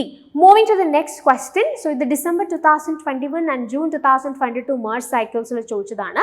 Which of the following are web search engines? And we have the options DuckDuckGo, Google, then we have Yahoo search, Bing and Pinterest. So നിങ്ങൾ ആ options കണ്ടപ്പോൾ നിങ്ങൾ already identify ചെയ്തിട്ടുണ്ട് അല്ലേ, ഇതിനകത്ത് ഏതൊക്കെയാണ്. DuckDuckGo is a search engine, Google അതെ, Yahoo search അത് നിങ്ങൾക്കൊരു സെർച്ച് എഞ്ചിനായിട്ട് ഐഡൻറ്റിഫൈ ചെയ്യാം. ബിങ് ഒരു സെർച്ച് എഞ്ചിനാണ്. Pinterest has nothing to do with search engine, അതൊരു ആപ്പാണ്. അപ്പോൾ അതിനെ നമുക്ക് എലിമിനേറ്റ് ചെയ്ത് കഴിഞ്ഞാൽ A, B, C and D only options നമുക്ക് ഓപ്റ്റ് ചെയ്യാം. A, B, C and D only is option B. So the right answer for this question is option B. So നമ്മൾ ഈ ഏരിയയും കഴിഞ്ഞിരിക്കുകയാണ്. So then we are moving to the next area, that is relative and absolute cell references. So ഈ topic എവിടെയാണ് നമുക്ക് കാണാനായിട്ട് സാധിക്കുന്നത്, already നമ്മൾ തുടക്കത്തിൽ പറഞ്ഞതാണ്. ഈ relative and absolute cell references എന്ന് പറഞ്ഞാൽ it comes under Microsoft Excel അല്ലെങ്കിൽ സ്പ്രെഡ്ഷീറ്റുമായിട്ട് ബന്ധപ്പെട്ടിട്ടുള്ള ചോദ്യങ്ങളുമായി അല്ലെങ്കിൽ അതുമായിട്ട് ബന്ധപ്പെട്ട് നമ്മൾ പഠിക്കുന്ന ഒരു ഏരിയ ആണ് relative and absolute cell references എന്നുള്ളത്. സോ എക്സൽ എന്ന് പറയുന്ന ഏരിയയിൽ നിന്ന് നിങ്ങൾക്ക് ഒരുപാട് തരത്തിലുള്ള ചോദ്യങ്ങൾ വരാനുണ്ട്. എസ്പെഷ്യലി എക്സലിൽ നമ്മൾ യൂസ് ചെയ്യുന്ന ഡിഫറെൻറ്റ് ഫങ്ഷൻസ് അല്ലെങ്കിൽ ഫോർമുലാസ് ഒക്കെ റിലേറ്റഡ് ആയിട്ട് ഒരുപാട് ചോദ്യങ്ങൾ റീസെൻറ്റ് എക്സാംസിലൊക്കെ നമ്മൾ കാണാറുണ്ട്. അപ്പോൾ ആ ബേസിക്കലി പറഞ്ഞ ഈ ഫോർമുലാസോ അല്ലെങ്കിൽ പറഞ്ഞ ഫങ്ഷൻസോ ഒക്കെ നമ്മൾ പഠിക്കണമെങ്കിൽ പ്രൈമറിലി നമ്മൾ അറിഞ്ഞിരിക്കേണ്ട കാര്യമാണ് ഈ relative and absolute cell references എന്ന് പറഞ്ഞാൽ എന്താണെന്നുള്ളത്. അപ്പോൾ അതുകൊണ്ട് നമ്മൾ ആ ഒരു പോയിന്റാണ് ഇവിടെ ഡീൽ ചെയ്യുന്നത്. ഇതിൽ നിന്ന് നിങ്ങൾക്ക് ക്വസ്റ്റ്യൻസും ചോദിക്കാറുണ്ട്. ഇതിനപ്പുറത്തേക്ക് എക്സലിൻ്റെ ഫംഗ്ഷൻസും അല്ലെങ്കിൽ അതുമായിട്ട് റിലേറ്റ് ചെയ്യുന്ന ഡിഫറെൻറ്റ് ഫോർമുലാസ്, ഇപ്പോൾ സം എഫ് കൗണ്ട് എഫ് എന്നൊക്കെ പറഞ്ഞിട്ട് നമുക്ക് ഡിഫറെൻറ്റ് ഫംഗ്ഷൻസും കാര്യങ്ങളൊക്കെ അല്ലെങ്കിൽ ഫോർമുലാസ് ഒക്കെ അവിടെ പഠിക്കാനായിട്ടുണ്ട്. അതിലേക്കൊന്നും നമ്മൾ ഈ സെഷനിൽ ഡീറ്റെയിൽഡ് ആയിട്ട് പോകുന്നില്ല. ഈ എക്സലുമായിട്ട് ബന്ധപ്പെട്ട് നിങ്ങൾക്ക് വളരെ സിഗ്നിഫിക്കൻ്റ് ആയി പഠിക്കാൻ കഴിയുന്ന ഒരു ഏരിയ ആണ് നമ്മളിവിടെ ഫോക്കസ് ചെയ്യുന്നത്. ഇതിൻ്റെ ഡീറ്റെയിൽഡ് ആയിട്ട് ഇതല്ലാണ്ടുള്ള ICT റിലേറ്റഡ് അല്ലെങ്കിൽ എക്സൽ റിലേറ്റഡ് ആയിട്ടുള്ള കാര്യങ്ങളൊക്കെ നമ്മുടെ ക്ലാസ്സുകൾ നമ്മൾ വളരെ ഡീറ്റെയിൽഡ് ആയിട്ട് തന്നെ ഡീൽ ചെയ്തിട്ടുള്ളതാണ്. സോ നമുക്ക് നോക്കാം എന്താണ് relative and absolute cell references എന്നുള്ളത്. അപ്പം ആദ്യം ഈ സെൽ റെഫറൻസ് എന്ന് പറഞ്ഞാൽ എന്താണെന്നുള്ളത് നമ്മൾ മനസ്സിലാക്കണം. അത് കഴിഞ്ഞിട്ടാണല്ലോ അതിൻ്റെ 2 ടൈപ്സ് ആയിട്ടുള്ള റിലേറ്റീവും അബ്സല്യൂട്ടും നമ്മൾ ഐഡൻറ്റിഫൈ ഉണ്ട്. സോ നിങ്ങളിൽ പലരും ചിലപ്പോൾ എക്സലൊക്കെ ഓൾറെഡി യൂസ് ചെയ്തിട്ടുള്ളവരായിരിക്കും. ഇനി നിങ്ങൾ ആരെങ്കിലും യൂസ് ചെയ്തിട്ടില്ല എന്നുണ്ടെങ്കിൽ ജസ്റ്റ് നിങ്ങൾക്ക് ഈ സെൽ റെഫറൻസ് എന്താണെന്നുള്ളത് ഞാനൊന്ന് പറയാം. അതിനുശേഷം നമുക്ക് ഈ റിലേറ്റീവ് എന്താ അബ്സല്യൂട്ട് എന്താ എന്നുള്ളതിലേക്ക് വരാം. സോ ഇപ്പം നിങ്ങൾ സ്ക്രീനിൽ കാണുന്ന ഈ ഒരു പിക്ചർ നിങ്ങൾക്ക് കാണാൻ പറ്റും. ഇറ്റ്സ് എൻ എക്സ്ട്രാക്ട്, ഒരു എക്സലിൻ്റെ എക്സ്ട്രാക്റ്റ് ആണ് നിങ്ങൾക്ക് ഇവിടെ കൊടുത്തിരിക്കുന്നത്. സോ ഇവിടെ നിങ്ങൾ നോക്കുകയാണെങ്കിൽ വി ഹാവ് ഡിഫറെൻറ്റ് കോളംസ് അല്ലേ, ABCDEFGHI എന്ന് പറഞ്ഞാൽ ഡിഫറെൻറ്റ് കോളംസ് ഉണ്ട്. അതിൻ്റെ കൂടെ തന്നെ വി ഹാവ് ഡിഫറെൻറ്റ് റോസ് 1 2 3 4 5 6 എന്ന് പറഞ്ഞാൽ ഡിഫറെൻറ്റ് റോസ് ഉണ്ട്. സോ എന്താ ഒരു സെല്ലെന്ന് പറഞ്ഞാൽ നമ്മൾ ഉദ്ദേശിക്കുന്നത്?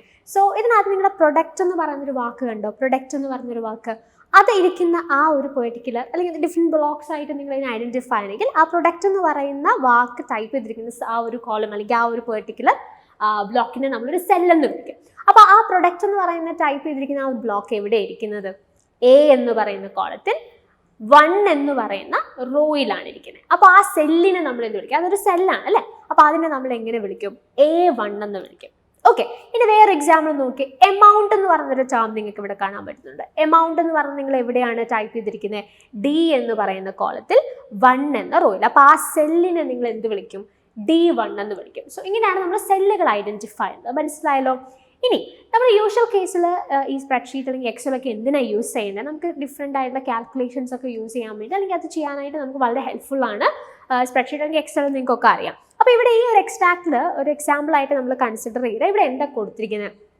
നമുക്ക് ഡിഫറെൻറ്റ് പ്രൊഡക്ട്സ് കൊടുത്തിട്ടുണ്ട് അല്ലേ. A എന്ന് പറയുന്ന കോളത്തിൽ we have different products, bread, butter, cheese, ham അങ്ങനെയൊക്കെ പറഞ്ഞിട്ട് ഡിഫറെൻറ്റ് പ്രൊഡക്ട്സ് കൊടുത്തിരിക്കുകയാണ്. B കോളത്തിൽ we have the quantity and C കോളത്തിൽ വി ഹാവ് ദ പ്രൈസ്. അപ്പോൾ നമുക്ക് വേണ്ട എന്താ? ഡിയിലുള്ള എമൗണ്ട്, ഇതിന് ഓരോന്നിനും എത്ര രൂപ എമൗണ്ട് ആകുമെന്നുള്ളത് നമ്മൾ ഐഡൻറ്റിഫൈ ചെയ്യണം. എമൗണ്ട് എങ്ങനെ കണ്ടുപിടിക്കുന്നത്? ക്വാണ്ടിറ്റീനെ പ്രൈസ് കൊണ്ട് മൾട്ടിപ്ലൈ ചെയ്യാം. അതാണ് നമ്മൾ ചെയ്യേണ്ടത്. അപ്പോൾ ആ ഇക്വേഷൻ നമ്മൾ എങ്ങനെയാണ് റെഫർ ചെയ്യുന്നത്? അല്ലെങ്കിൽ അതിനകത്ത് സെല്ല് അല്ലെങ്കിൽ ആ ഒരു ഇക്വേഷൻ ഒരു ഫോമിൽ നമുക്ക് ഉണ്ടാക്കണം എന്നുണ്ടെങ്കിൽ നമ്മൾ ആ സെല്ലുകൾ വെച്ചിട്ടാണ് അത് ആ ഒരു ഇക്വേഷൻ എന്താണെന്നുള്ളത് അല്ലെങ്കിൽ ആ ഫോമുല എന്താണെന്നുള്ളത് നമ്മൾ പറയാം. സോ എന്താണ് എമൗണ്ട്? ഇപ്പോൾ D എന്ന് പറയുന്ന അല്ലെങ്കിൽ D2 എന്ന് പറയുന്ന സെല്ലിൽ നിങ്ങൾക്ക് എന്ത് വേണം? ബ്രെഡിന് വരുന്ന എമൗണ്ട് എത്രയാണ്? അപ്പോൾ ബ്രെഡ് എന്ന് പറഞ്ഞാൽ ക്വാണ്ടിറ്റി രണ്ടും, പ്രൈസ് 1.5 ആണ്. അപ്പോൾ 2 × 1.5 എന്ന് കൊടുക്കുന്നതിന് പകരം നമ്മൾ എന്ത് ചെയ്യണം? സെല്ലാണ് റെഫർ ചെയ്യുന്നത് അവിടെ. അപ്പോൾ 2 എവിടെയാണ് കിടക്കുന്നത്? ക്വാണ്ടിറ്റി എവിടെയാണ് കിടക്കുന്നത്? B2-ലാണ് അല്ലേ. ബ്രെഡിൻ്റെ ക്വാണ്ടിറ്റി B2-ലും ബ്രെഡിൻ്റെ പൈസ അല്ലെങ്കിൽ അതിൻ്റെ പ്രൈസ് എന്ന് പറയുന്നത് C2-ൽ കിടക്കുന്നത്. അപ്പോൾ നമ്മൾ എന്ത് ചെയ്താൽ മതി? It is equal to B2 × C2 എന്ന് കൊടുത്താൽ മതി. മനസ്സിലാകുന്നില്ലേ? ഇതാണ് ഈ സെൽ റെഫറി അല്ലെങ്കിൽ സെല്ലുമായിട്ട് ബന്ധം, സെൽ റെഫറൻസ് എന്ന് പറഞ്ഞ ആശയത്തിൻ്റെ ഒരു ഫൗണ്ടേഷൻ എന്ന് പറഞ്ഞത്. ഇനി നിങ്ങൾ ആലോചിച്ചേ, നിങ്ങൾ അത് കഴിഞ്ഞിട്ട് നിങ്ങൾക്ക് ഈ ഒരു ഇക്വേഷൻ ഇപ്പം ഇത് എല്ലായിടത്തും നിങ്ങൾക്ക് വേണം അല്ലേ. ബട്ടറിന് എത്ര രൂപ, ചീസിന് എത്ര രൂപ, ഹാമിന് എത്ര രൂപ നിങ്ങൾ അറിയണം. അപ്പോൾ നിങ്ങൾ ഒരു തവണ ഇക്വേഷൻ എഴുതി കഴിഞ്ഞാൽ പിന്നെ നിങ്ങൾ ഇതേ ഇക്വേഷൻ ടൈപ്പ് ചെയ്ത് പോകേണ്ട ആവശ്യമില്ല. അതേ ഇക്വേഷൻ നിങ്ങളൊന്ന് കോപ്പി പേസ്റ്റ് ചെയ്ത് കഴിഞ്ഞാൽ നിങ്ങൾക്ക് ആവശ്യമായിട്ടുള്ള ഡേറ്റ കൃത്യമായിട്ട് പിന്നീടുള്ള അല്ലെങ്കിൽ ആ ഒരു ഇക്വേഷൻ അതുപോലെ തന്നെ നിങ്ങൾ കോപ്പി പേസ്റ്റ് ചെയ്ത് കഴിയുമ്പോൾ നിങ്ങൾക്ക് എന്ത് കിട്ടും? കൃത്യമായി നിങ്ങൾക്ക് വേണ്ട എമൗണ്ട് ഈ ഓരോ സെല്ലിലും നിങ്ങൾക്ക് വരും. അതല്ല ഓരോ സ്ഥലത്ത് നിന്നിട്ട് is equal to B3 × C3 അല്ലെങ്കിൽ is equal to C4 × B4 × C4 അങ്ങനെ അടിച്ചു കൊടുക്കേണ്ട ആവശ്യമില്ല. കോപ്പി പേസ്റ്റ് ചെയ്താൽ മതി. അപ്പോൾ ഇത്രയും കാര്യങ്ങൾ മനസ്സിലായല്ലോ. അപ്പോൾ ഇനി നമ്മൾ എന്ത് ചെയ്യാണ്, ഈ റിലേറ്റീവ് റെഫറൻസ് അല്ലെങ്കിൽ അബ്സല്യൂട്ട് റെഫറൻസ് എന്താണെന്നുള്ളത് പറയാനായിട്ട് പോയി. അപ്പോൾ ഞാൻ കോളം, റോ അല്ലെങ്കിൽ സെൽ എന്താണെന്നൊക്കെ പറഞ്ഞു. സെല്ല് റെഫർ ചെയ്യാമെന്ന കോൺസെപ്റ്റ് കൊണ്ട് എന്താ ഉദ്ദേശിക്കുന്നതെന്നുള്ളത് നമ്മൾ പറഞ്ഞു കഴിഞ്ഞു. ഇനി റിലേറ്റീവ് റെഫറൻസ് എന്ന് പറഞ്ഞാൽ എന്താ? Relative references change when a formula is copied to another cell. Absolute references on the other hand remain constant no matter where they are copied. എന്ന് പറഞ്ഞാൽ എന്താ, ഞാൻ ഓൾറെഡി നിങ്ങളുടെ അടുത്ത് പറഞ്ഞു. ഇപ്പം നിങ്ങൾക്ക് ഇവിടെ ബ്രെഡിൻ്റെ എമൗണ്ട് അറിയണമെങ്കിൽ ക്വാണ്ടിറ്റി ഇൻറ്റു പ്രൈസ്, അപ്പോൾ B2 ഇൻറ്റു C2, ഇതെല്ലാ കോളത്തിലും ഇങ്ങനെ നിങ്ങൾ കഷ്ടപ്പെട്ട് B3 into C3, B4 into C4 അങ്ങനെ അടിച്ചു കൊടുക്കേണ്ട ആവശ്യമില്ല എന്ന് പറഞ്ഞു. എന്ത് ചെയ്താൽ മതി, നിങ്ങൾ കൃത്യമായിട്ട് കോപ്പി പേസ്റ്റ് ചെയ്താൽ മതി എന്ന് നമ്മൾ പറഞ്ഞു. മനസ്സിലായല്ലോ.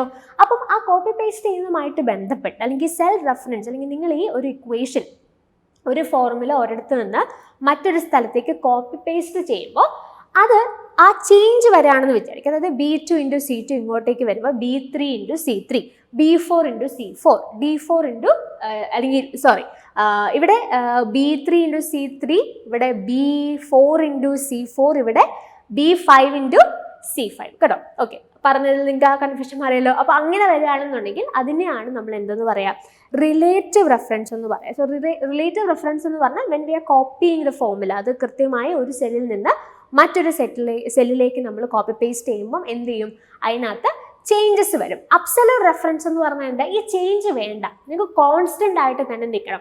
യൂഷ്വൽ കേസിൽ നിങ്ങൾ എക്സലിൽ സ്പ്രെഡ്ഷീറ്റിൽ ഇങ്ങനെ കോപ്പി പേസ്റ്റ് ചെയ്യുമ്പോൾ എന്താ സംഭവിക്കുന്നത്, അത് ആ ഗ്രാജുവലി ആ സെല്ലിനനുസരിച്ച് അല്ലെങ്കിൽ എവിടെയാണോ നിങ്ങൾ കോപ്പി പേസ്റ്റ് ചെയ്യുന്നത് അതിനനുസരിച്ച് ചേഞ്ച് ഉണ്ടായിക്കൊണ്ടിരിക്കും. ഇപ്പോൾ B2 ഇൻറ്റു C2 എന്നുള്ള ഇക്വേഷനെ നിങ്ങൾ കോപ്പി പേസ്റ്റ് ചെയ്ത് ഇവിടെ കൊണ്ടുവന്ന് വെച്ചാൽ, അതായത് D3യിലേക്ക് നിങ്ങൾ ഈ ഇക്വേഷനെ കോപ്പി പേസ്റ്റ് ചെയ്താൽ ഓട്ടോമാറ്റിക്കലി അല്ലെങ്കിൽ ഡിഫോൾട്ടായിട്ട് എക്സൽ എങ്ങനെയാണ് ഫംഗ്ഷൻ ചെയ്യുന്നത്, അത് ഓട്ടോമാറ്റിക്കലി B3 ഇൻറ്റു C3 എന്നാകും. ഇനി നിങ്ങൾ D4ലേക്ക് അതേ ഇക്വേഷൻ നിങ്ങൾ കോപ്പി പേസ്റ്റ് ചെയ്താൽ automatically that will B B4 into C4. അങ്ങനെയാണ് യൂഷ്വലി എക്സലിൽ സംഭവിക്കുക. അപ്പോൾ അതെന്താ സംഭവിക്കുക, നിങ്ങൾ കോപ്പി പേസ്റ്റ് ചെയ്യുമ്പോൾ നിങ്ങൾ എങ്ങോട്ടേക്ക് കോപ്പി പേസ്റ്റ് ചെയ്യുന്നു അതിനനുസരിച്ച് എന്ത് ചെയ്യാണ്, ആ വാല്യൂസ് മാറുകയാണ്.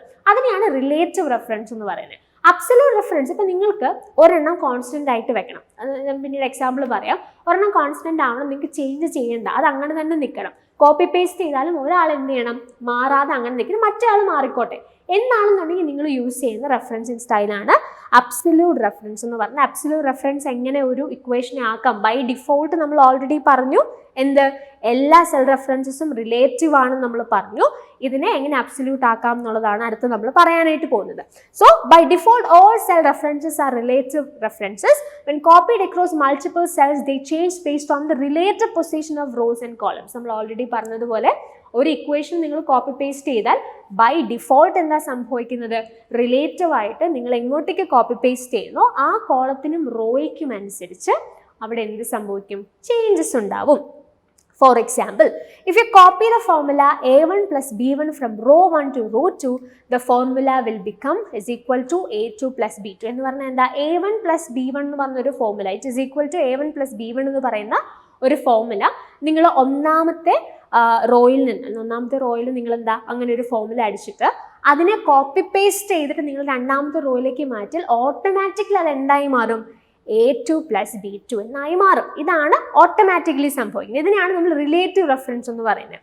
So relative references are especially convenient whenever you need to repeat the same calculation across multiple rows or columns. എന്ന് പറഞ്ഞാൽ എന്താ, ഇപ്പം നിങ്ങൾക്ക് ഈ ഒരു എക്സാമ്പിൾ എടുക്കുകയാണെന്നുണ്ടെങ്കിൽ ഇവിടെ എല്ലാം നിങ്ങൾക്ക് വേണ്ട കാര്യം എന്താ, ക്വാണ്ടിറ്റിയും പ്രൈസും തമ്മിൽ മൾട്ടിപ്ലൈ ചെയ്യണം. ഇതാണ് നിങ്ങളുടെ ഉദ്ദേശം. അപ്പോൾ അങ്ങനെ ഒരു സിറ്റുവേഷൻ ആണെന്നുണ്ടെങ്കിൽ എന്ത് ചെയ്താൽ മതി, കോപ്പി പേസ്റ്റ് ചെയ്താൽ മതി. ബ്രെഡിൻ്റെ അറിയണമെന്നുണ്ടെങ്കിൽ B2 ഇൻറ്റു C2, ബട്ടറിൻ്റെ അറിയണമെന്നുണ്ടെങ്കിൽ B3 ഇൻറ്റു C3, ഇനി ചീസിൻ്റെ അറിയണമെന്നുണ്ടെങ്കിൽ B4 ഇൻറ്റു C4. അങ്ങനെ നിങ്ങൾക്ക് എന്ത് ചെയ്യണം, കൃത്യമായിട്ട് ഒരേ കാൽക്കുലേഷനാണ് നിങ്ങൾക്ക് വേണ്ടത്, പക്ഷേ കൃത്യമായിട്ട് ആ ഓരോ പ്രൊഡക്റ്റിനനുസരിച്ച് അതിങ്ങനെ ചേഞ്ച് ചെയ്താൽ മതിയെങ്കിൽ റിലേറ്റീവ് ആണ് നിങ്ങൾക്ക് ഏറ്റവും കൂടുതൽ ചെയ്യാനായിട്ട് പറ്റുന്നതാണെങ്കിൽ അതാണ് ചെയ്യുന്നത്. പിന്നെ ബൈ ഡിഫോൾട്ട് എക്സലിൽ യൂഷ്വലി അങ്ങനെയാണ് റെഫറൻസിങ് ഫംഗ്ഷൻ ചെയ്യുന്നത്.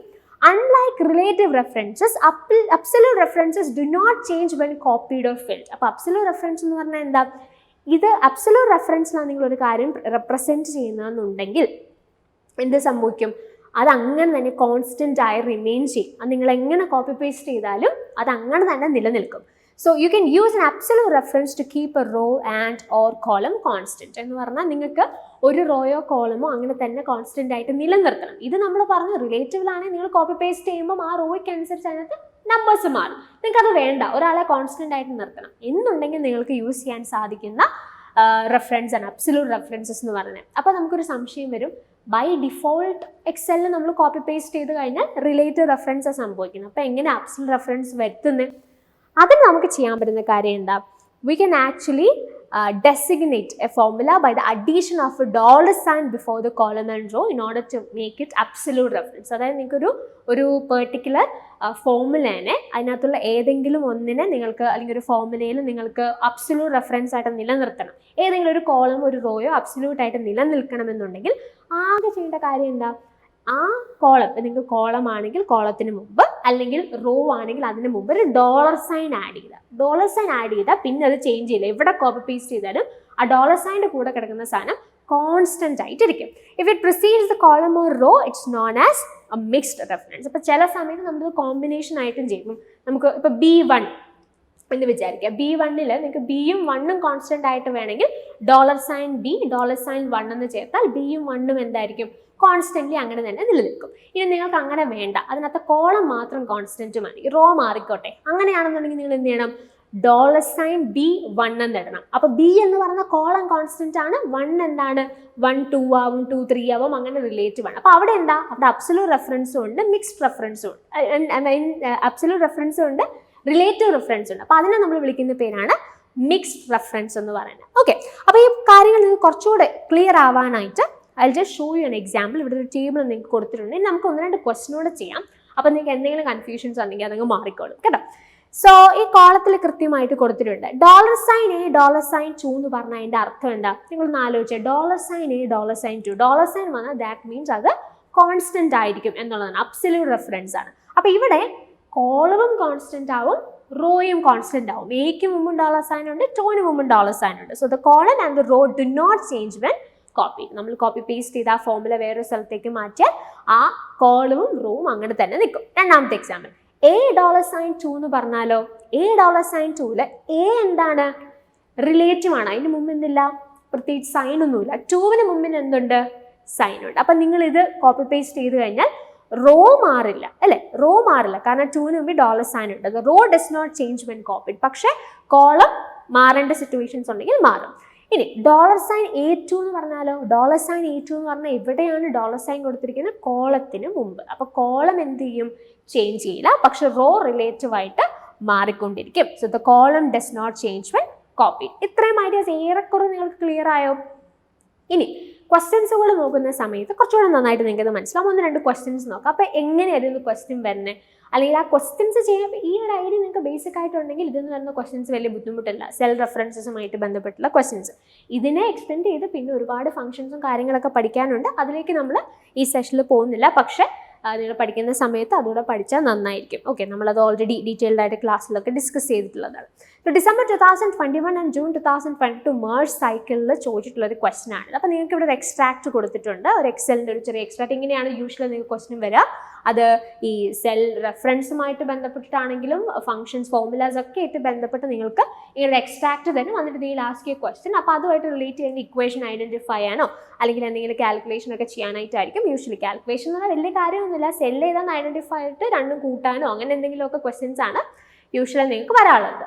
അപ്പോൾ നമുക്ക് ഇതിൻ്റെ എക്സ്ട്രാക്ട് തന്നിട്ടുണ്ട്. ഒരു സ്പ്രെഡ്ഷീറ്റിൻ്റെ ഒരു എക്സ്ട്രാക്ട് ആണ് ഇവിടെ കൊടുത്തിരിക്കുന്നത്. ക്വസ്റ്റൻ എന്താ? If the formula is equal to $sign A3 plus B2 in cell C4 is copied to cell C5, then what is the value in cell C5? അപ്പോൾ ഇവിടെ പറഞ്ഞിരിക്കുന്നത് എന്താ? C4ലെ ഫോർമുല എന്താ? is equal to $sign A3 plus B2. ഇതാണ് C4ലെ formula. നമ്മൾ വന്നിട്ട് പറഞ്ഞിരിക്കുകയാണ് ഈ ഫോർമുല C5ലേക്ക് നമ്മൾ കോപ്പി പേസ്റ്റ് ചെയ്യണം. C5ലേക്ക് കോപ്പി പേസ്റ്റ് ചെയ്യുമ്പോൾ C5ൽ നമുക്ക് കിട്ടുന്ന വാല്യൂ എത്ര എന്നുള്ളതാണ് ക്വസ്റ്റ്യൻ. അപ്പോൾ നിങ്ങൾ ആദ്യം ആ ഒരു ഫോർമുലയിൽ നോക്കിക്കേ. ആ ഫോർമുലയിൽ $sign A3 plus B2 എന്നാണ് പറഞ്ഞിരിക്കുന്നത്. അപ്പോൾ നിങ്ങളൊന്ന് ആലോചിച്ച് നോക്കിയാൽ ഈ C4 എന്ന സെല്ലിൽ നിന്ന് ഇത് C5ലേക്ക് മാറ്റുമ്പോൾ അല്ലെങ്കിൽ അത് കോപ്പി പേസ്റ്റ് ചെയ്യുമ്പോൾ ഇതിൽ എന്തെങ്കിലും നമുക്ക് ചേഞ്ചസ് സംഭവിക്കാനായിട്ടുള്ള സാധ്യതയുണ്ടോ? ഇനി ചേഞ്ചസ് സംഭവിക്കുന്നില്ലെങ്കിൽ ഈ ഫോർമുല എന്തായി മാറുമെന്ന് വിചാരിക്കാം. സോ ഇവിടെ is equal to $sign A എന്നാണ് പറഞ്ഞിരിക്കുന്നത്. എന്ന് പറഞ്ഞാൽ A എന്താ? Absolute reference. അപ്പം അബ്സല്യൂട്ട് റെഫറൻസ് ആയതുകൊണ്ട് തന്നെ A കോൺസ്റ്റന്റ് ആയിരിക്കും. അപ്പം നിങ്ങൾ C4 നിന്ന് C5ലേക്ക് അതിനെ ട്രാൻസ്ഫർ ചെയ്യും, അല്ലെങ്കിൽ കോപ്പി പേസ്റ്റ് ചെയ്യുമ്പോൾ A എന്താവും? കോൺസ്റ്റന്റ് ആണ്, റൈറ്റ്? ഈ 3 എന്താവും? C4ൽ നിന്ന് C5ലേക്ക് മാറുമ്പോൾ 3 4 ആവും. അപ്പം എന്തായി? $sign A4 plus B2 relative അല്ല. ഇവിടെ എന്തെങ്കിലും തരത്തിലുള്ള $sign എന്തെങ്കിലും നിങ്ങൾക്ക് കാണാൻ പറ്റുന്നുണ്ടോ? ഇല്ല. അപ്പോൾ കോപ്പി പേസ്റ്റ് ചെയ്യുമ്പോഴത്തേനും എന്താണ്? അത് മാറും, അതിന് ചേഞ്ചസ് സംഭവിക്കും. B2 എന്താവും? B2നെ നിങ്ങൾ അടുത്തതിലേക്ക് മാറ്റുമ്പോൾ അത് B3 ആവും. മനസ്സിലായല്ലോ? അപ്പോൾ $sign A4 പ്ലസ് B3 ഇതാണ് നിങ്ങളുടെ C5ലെ ഇക്വേഷൻ എന്ന് പറയുന്നത്. ഇനി നിങ്ങൾ ഈ എക്സ്ട്രാക്റ്റിൽ നോക്കണം. ഈ $sign A3 എന്താവും? A അവിടെ കോൺസ്റ്റന്റ് ആണ്. അപ്പോൾ $sign A4 എന്ന് പറഞ്ഞാൽ അതിന്റെ വാല്യൂ എത്രയാ? 8 ആണ് അല്ലേ? A4ൽ നിങ്ങൾ ശ്രദ്ധിച്ചു നോക്കിയാൽ 8 ആണ് അവിടുത്തെ വാല്യൂ. അപ്പം 8 പ്ലസ് B2 എന്താവും? C4ൽ നിന്ന് C5ലേക്ക് വരുമ്പോൾ B2 B3 ആവും. അപ്പം $sign A3 പ്ലസ് B2 എന്നുള്ളത് C5ലേക്ക് കോപ്പി പേസ്റ്റ് ചെയ്യുമ്പം $sign A4 പ്ലസ് B3 എന്നാവും. അപ്പോൾ $sign A4 എന്ന് പറഞ്ഞാൽ സിംപ്ലി മീൻസ് A4 നിങ്ങൾ നോക്കിയാൽ മതി. A4ലെ വാല്യൂ 8 ആണ്. B2 എന്തായി? B3 ആയി. ഇപ്പം നിങ്ങൾ ശ്രദ്ധിച്ചു നോക്കിയാൽ B3യിൽ എന്തെങ്കിലും വാല്യൂ നിങ്ങൾക്കുണ്ടോ? അവിടെ ഒന്നും കൊടുത്തിട്ടില്ല അല്ലേ? അപ്പോൾ അത് 0 ആണ്. അങ്ങനെയാണെങ്കിൽ 8 പ്ലസ് 0 ആയിരിക്കും നിങ്ങളുടെ റിസൾട്ട് എന്ന് പറഞ്ഞത്. 8 പ്ലസ് 0 എന്ന് പറഞ്ഞാൽ എത്രയാണ്? 8 തന്നെ. So that is option B. So the right answer for this question is option B. Okay, അടുത്തൊരു ക്വസ്റ്റിനോട് നമുക്ക് ജസ്റ്റ് നോക്കാം. ഓക്കെ, സോ ഈ ക്വസ്റ്റ്യൻ നോക്കിയത് ജൂൺ 2023 ചോദിച്ചൊരു ക്വസ്റ്റ്യൻ ആണ്. ഇവിടെ നിങ്ങൾക്ക് ഒരു എക്സ്ട്രാക്ട് തന്നിട്ടുണ്ട്, എന്നിട്ട് നിങ്ങളോട് ഒരു question ചോദിച്ചിരിക്കാം. To calculate gross pay, hours are multiplied by the hourly rate. What MS Excel formula would you put in cell C4 and then you are able to copy that cell down to the rest of the column C? അപ്പോൾ നമ്മളോട് പറഞ്ഞിരിക്കുന്ന കാര്യം എന്താ? നിങ്ങൾ ഈ table ഒന്ന് നോക്കിയാൽ ഇതിനകത്ത് നമുക്ക് ആദ്യത്തെ A എന്ന് പറയുന്ന കോളത്തിനകത്ത് നമുക്ക് അവർലി റേറ്റ് തന്നിരിക്കുകയാണ്. അത് അവർലി റേറ്റ് എത്രയാണെന്നുള്ളത് ഇപ്പുറത്ത് B1ൽ കൊടുത്തിട്ടുണ്ട്. 12.75 എന്ന് കൊടുത്തിട്ടുണ്ട്. പിന്നെ താഴേക്ക് നമ്മൾ നോക്കുമ്പോൾ കുറേ പേരുകൾ കൊടുത്തിട്ടുണ്ട്, അവേഴ്സ് കൊടുത്തിട്ടുണ്ട്. ഗ്രോസ് പേ ആണ് നമുക്ക് ഐഡന്റിഫൈ ഉണ്ട്. കൃത്യമായിട്ട് ഇവർ ക്വസ്റ്റിനകത്ത് പറഞ്ഞിരിക്കുന്നത് ഗ്രോസ് പേ എന്ന് പറഞ്ഞാൽ അവറിനെ അവർലി റേറ്റുമായിട്ട് മൾട്ടിപ്ലൈ ചെയ്യണം. അപ്പോഴാണ് നമുക്ക് എന്ത് കിട്ടുക? ഗ്രോസ് പേ കിട്ടുന്നതെന്ന് പറഞ്ഞിട്ടുണ്ട്. എന്നിട്ട് നമ്മളോട് പറയാണ് അങ്ങനെയാണെങ്കിൽ, അതായത് ഈ ഗ്രോസ് പേ കിട്ടണം എന്നുണ്ടെങ്കിൽ we have to multiply this hours with the hourly rate. അപ്പോൾ അങ്ങനെയാണെങ്കിൽ നിങ്ങൾ C4 എന്താ? C4 എന്ന് വെച്ചാൽ ഈ അർജുൻ എന്ന് പറഞ്ഞ ഒരാളെ നിങ്ങൾ കണ്ടോ? ആ അർജുൻ്റെ ഗ്രോസ് പേ അതാണ് C4ൽ വരേണ്ടത്. സോ C4ൽ നിങ്ങളൊരു ഇക്വേഷൻ ഉണ്ടാക്കുക. എന്തിനു വേണ്ടി? അർജുൻ്റെ ഗ്രോസ് പേ കിട്ടാനായിട്ടുള്ളൊരു ഇക്വേഷൻ ഉണ്ടാക്കുക. പ്രൊവൈഡ്, അതിൻ്റെ കൂടെ അവർ കൃത്യമായിട്ട് പറഞ്ഞിട്ടുണ്ട്. അങ്ങനെ നിങ്ങൾ ഉണ്ടാക്കുന്ന ഇക്വേഷൻ എന്ത് ചെയ്യണം? നിങ്ങൾ താഴേക്ക് നിങ്ങൾക്ക് കോപ്പി പേസ്റ്റ് ചെയ്യാൻ പറ്റണം. അതായത് കോപ്പി പേസ്റ്റ് ചെയ്യുമ്പോൾ ഇവരുടെ എല്ലാവരുടെയും എന്ത് കിട്ടണം? ഗ്രോസ് പേ എന്താണെന്നുള്ളത് കിട്ടണം. അപ്പം അങ്ങനെയാണെങ്കിൽ നിങ്ങളൊന്ന് ആലോചിച്ച് നോക്കിയേ. ഗ്രോസ് പേ എന്ന് പറയുന്ന അല്ലെങ്കിൽ ഗ്രോസ് പേ കണ്ടുപിടിക്കണം എന്നുണ്ടെങ്കിൽ നിങ്ങൾ എന്ത് ചെയ്യണം? ഇവരുടെ എല്ലാവരുടെയും അവേഴ്സ് ഡിഫറെൻ്റ് ആണ്. 26, 37, 36, 38, 30 അങ്ങനെയാണ് വന്നിരിക്കുന്നത്. അപ്പോൾ ഇതൊക്കെ ഡിഫറെൻറ്റ് സെല്ലുകളിലാണ് കിടക്കുന്നത്. അപ്പോൾ ഒരു എക്സാമ്പിൾ നമ്മൾ അർജുനെ എടുക്കുകയാണെന്ന് വിചാരിക്കാം. അർജുനെ എടുത്തു കഴിഞ്ഞാൽ അർജുൻ്റെ ഗ്രോസ് പേ കാൽക്കുലേറ്റ് ചെയ്യണം എന്നുണ്ടെങ്കിൽ നമുക്ക് വേണ്ട ഇക്വേഷൻ എന്താണെങ്കിൽ നമുക്ക് ബേസിക്കലി വേണ്ട ഒരു സാധനം എന്താണ്? ഏതൊക്കെ തമ്മിലാണ് മൾട്ടിപ്ലൈ ചെയ്യേണ്ടത്? ഒന്ന് അവേഴ്സ് ആണ് അല്ലേ? അപ്പോൾ ഈ 26 എന്ന് പറയുന്നത് എന്താ? B4 ആണ് അല്ലേ? B4നെ എന്തുകൊണ്ട് മൾട്ടിപ്ലൈ ചെയ്യണം? B1 കൊണ്ട് മൾട്ടിപ്ലൈ ചെയ്യണം. ഇനി ഋഷിയുടെ കണ്ടുപിടിക്കണമെങ്കിൽ ബേസിക്കലി എന്ത് വേണം? B5നെ എഗെയിൻ B1 കൊണ്ട് മൾട്ടിപ്ലൈ ചെയ്യണം. എന്ന് പറഞ്ഞാൽ ഇവിടെ B1 എന്ന് പറഞ്ഞാൽ കോൺസ്റ്റന്റ് ആണ്. ആ B1 B എന്ന് പറഞ്ഞ കോളവും 1 എന്ന് പറയുന്ന റോയും അത് കോൺസ്റ്റന്റ് ആയിട്ട് നിൽക്കണം. B1 കോൺസ്റ്റന്റ് ആയിരിക്കണം. പക്ഷേ നമുക്ക് എന്ത് ചെയ്യണം? ഇവരുടെ ഈ അവേഴ്സ് ചേഞ്ച് ചെയ്യണം. അപ്പോൾ അവർലി റേറ്റ് ഇൻറ്റു അവർ ആണെന്നുണ്ടെങ്കിൽ അവർലി റേറ്റ് കോൺസ്റ്റന്റ് ആക്കി നിർത്തിക്കൊണ്ട് ഇവരുടെ അവേഴ്സ് എന്ത് ചെയ്യണം? നമുക്ക് ഡിഫറെൻ്റ് ആയിട്ട് കിട്ടണം. അതായത് ഇവിടെ നമ്മൾ കാൽക്കുലേറ്റ് ചെയ്യുമ്പോൾ ഈ 12.75നെ 26 കൊണ്ട് വേണം മൾട്ടിപ്ലൈ ചെയ്യാൻ. അടുത്ത ഋഷിയുടെ ആണെങ്കിൽ 12.75നെ 37 കൊണ്ട് വേണം മൾട്ടിപ്ലൈ ചെയ്യാൻ. ഇതാണ് ഐഡിയ. അപ്പം നിങ്ങൾക്ക് എന്താ മനസ്സിലായ? കോപ്പി പേസ്റ്റ് ചെയ്യുമ്പോൾ ഇത് കൃത്യമായിട്ട് ഇങ്ങനെ തന്നെ നമുക്ക് വേണ്ട സാധനം അതുപോലെ കിട്ടുകയും വേണം. എന്ന് പറഞ്ഞാൽ നമ്മുടെ ഇക്വേഷനിൽ ഈ അവർലി റേറ്റ് കോൺസ്റ്റന്റ് ആയിട്ട് നിൽക്കണം. അവർലി റേറ്റ് കോൺസ്റ്റന്റ് ആയിട്ട് നിൽക്കുക എന്ന് പറഞ്ഞാൽ അവർലി റേറ്റിൽ കോളവും ഉണ്ട്, അതിൻ്റെ കൂടെ തന്നെ റോ ഉണ്ട്. അപ്പം എങ്ങനെയാ? $sign B, $sign 1. ഇത് കോൺസ്റ്റന്റ് ആണ് അല്ലേ? അപ്പൊ നമ്മൾ കോപ്പി പേസ്റ്റ് ചെയ്യാൻ ഇവിടെ നിങ്ങൾ $B $1 എന്ന് എഴുതി കഴിഞ്ഞാൽ അത് കോപ്പി പേസ്റ്റ് ചെയ്ത് അങ്ങനെ തന്നെ $B $1 എന്നേ ആവത്തുള്ളൂ. അതാണ് ഇവരെല്ലാം മൾട്ടിപ്ലൈ ചെയ്യേണ്ട ആള്. ഓക്കെ, ഇനി അർജുന്റെ കാര്യത്തിൽ നിങ്ങൾക്ക് എന്താ വേണ്ടേ? ഈ $B $1 എന്തുമായിട്ട് മൾട്ടിപ്ലൈ ചെയ്യണം? ഇവിടെ കൊടുത്തിരിക്കുന്ന B4 മൾട്ടിപ്ലൈ ചെയ്യണം. പക്ഷെ ഋഷിയുടെ കാര്യത്തിൽ വരുമ്പോൾ ഈ B1 നിങ്ങൾക്ക് B5 ആക്കണം. എന്ന് പറഞ്ഞാൽ എന്താ? ഇവിടുത്തെ ഈ അവേഴ്സുമായിട്ട് ബന്ധപ്പെട്ട മൾട്ടിപ്ലിക്കേഷൻ നിങ്ങൾ ചെയ്യുമ്പോൾ ഗ്രാജുവലി അത് ഓരോ ഇടത്ത് നിങ്ങൾ കോപ്പി പേസ്റ്റ് ചെയ്യുമ്പോൾ മാറിക്കൊണ്ടിരിക്കണം. അതാണ് നമുക്ക് വേണ്ടത്, റൈറ്റ്? എന്ന് പറഞ്ഞാൽ ഇവിടെ വേണ്ടത് എന്താ? ഇവിടെ നമുക്ക് B1 into B4 ആണ് വേണ്ടതെങ്കിൽ ഇവിടെ നമുക്ക് വേണ്ടത് B1 into B5 ആണ്. ഇവിടെ വേണ്ടത് എന്താ? B1 into B6 ആണ്. എന്ന് പറഞ്ഞാൽ ഈ അവേഴ്സിന്റെ ആ ഒരു പെർട്ടിക്കുലർ സെല്ല് മാറണം, പക്ഷെ അവർലി റേറ്റ് കോൺസ്റ്റന്റ് ആയിരിക്കണം. അപ്പൊ നിങ്ങൾക്ക് അബ്സല്യൂട്ടും റിലേറ്റീവും അറിയാം. അപ്പൊ അവർലി റേറ്റ് എന്നുള്ള ആ ഒരു B1 എന്ന് പറയുന്ന റോ കോൺസ്റ്റന്റ് ആയിട്ട് നിർത്തണം എന്നുണ്ടെങ്കിൽ എന്ത് ചെയ്യണം? $B $1 എന്ന് കൊടുക്കണം. ഇൻറ്റു അർജുന്റെ ഇവിടെ എന്ത് കൊടുക്കുക? B4 എന്ന് കൊടുക്കാം. സോ ആ ഇക്വേഷൻ എന്താ? $B $1 ഇൻറ്റു B4 എന്ന ഇക്വേഷനെ നിങ്ങൾ ഇവിടെ കൊടുത്തതിന് ശേഷം അതിനെ നിങ്ങൾ കോപ്പി പേസ്റ്റ് ചെയ്യുകയാണെന്നുണ്ടെങ്കിൽ അത് എന്തായി മാറും? B-യും 1-ഉം കോൺസ്റ്റന്റ് ആവും. കാരണം രണ്ടിന്റെ പുറകിൽ നിങ്ങൾ $സൈൻ ഇട്ടിട്ടുണ്ട് അല്ലേ? അപ്പോൾ $B $1 ഇൻറ്റു കോപ്പി പേസ്റ്റ് ചെയ്യുമ്പോൾ എന്ത് സംഭവിക്കും? ഇവിടെ നിങ്ങൾ കൊടുത്ത B4 റിലേറ്റീവ് ആണ്. അപ്പൊ അത് ഇങ്ങോട്ടേക്ക് വരുമ്പോൾ എന്താവും? അത് B5 ആവും.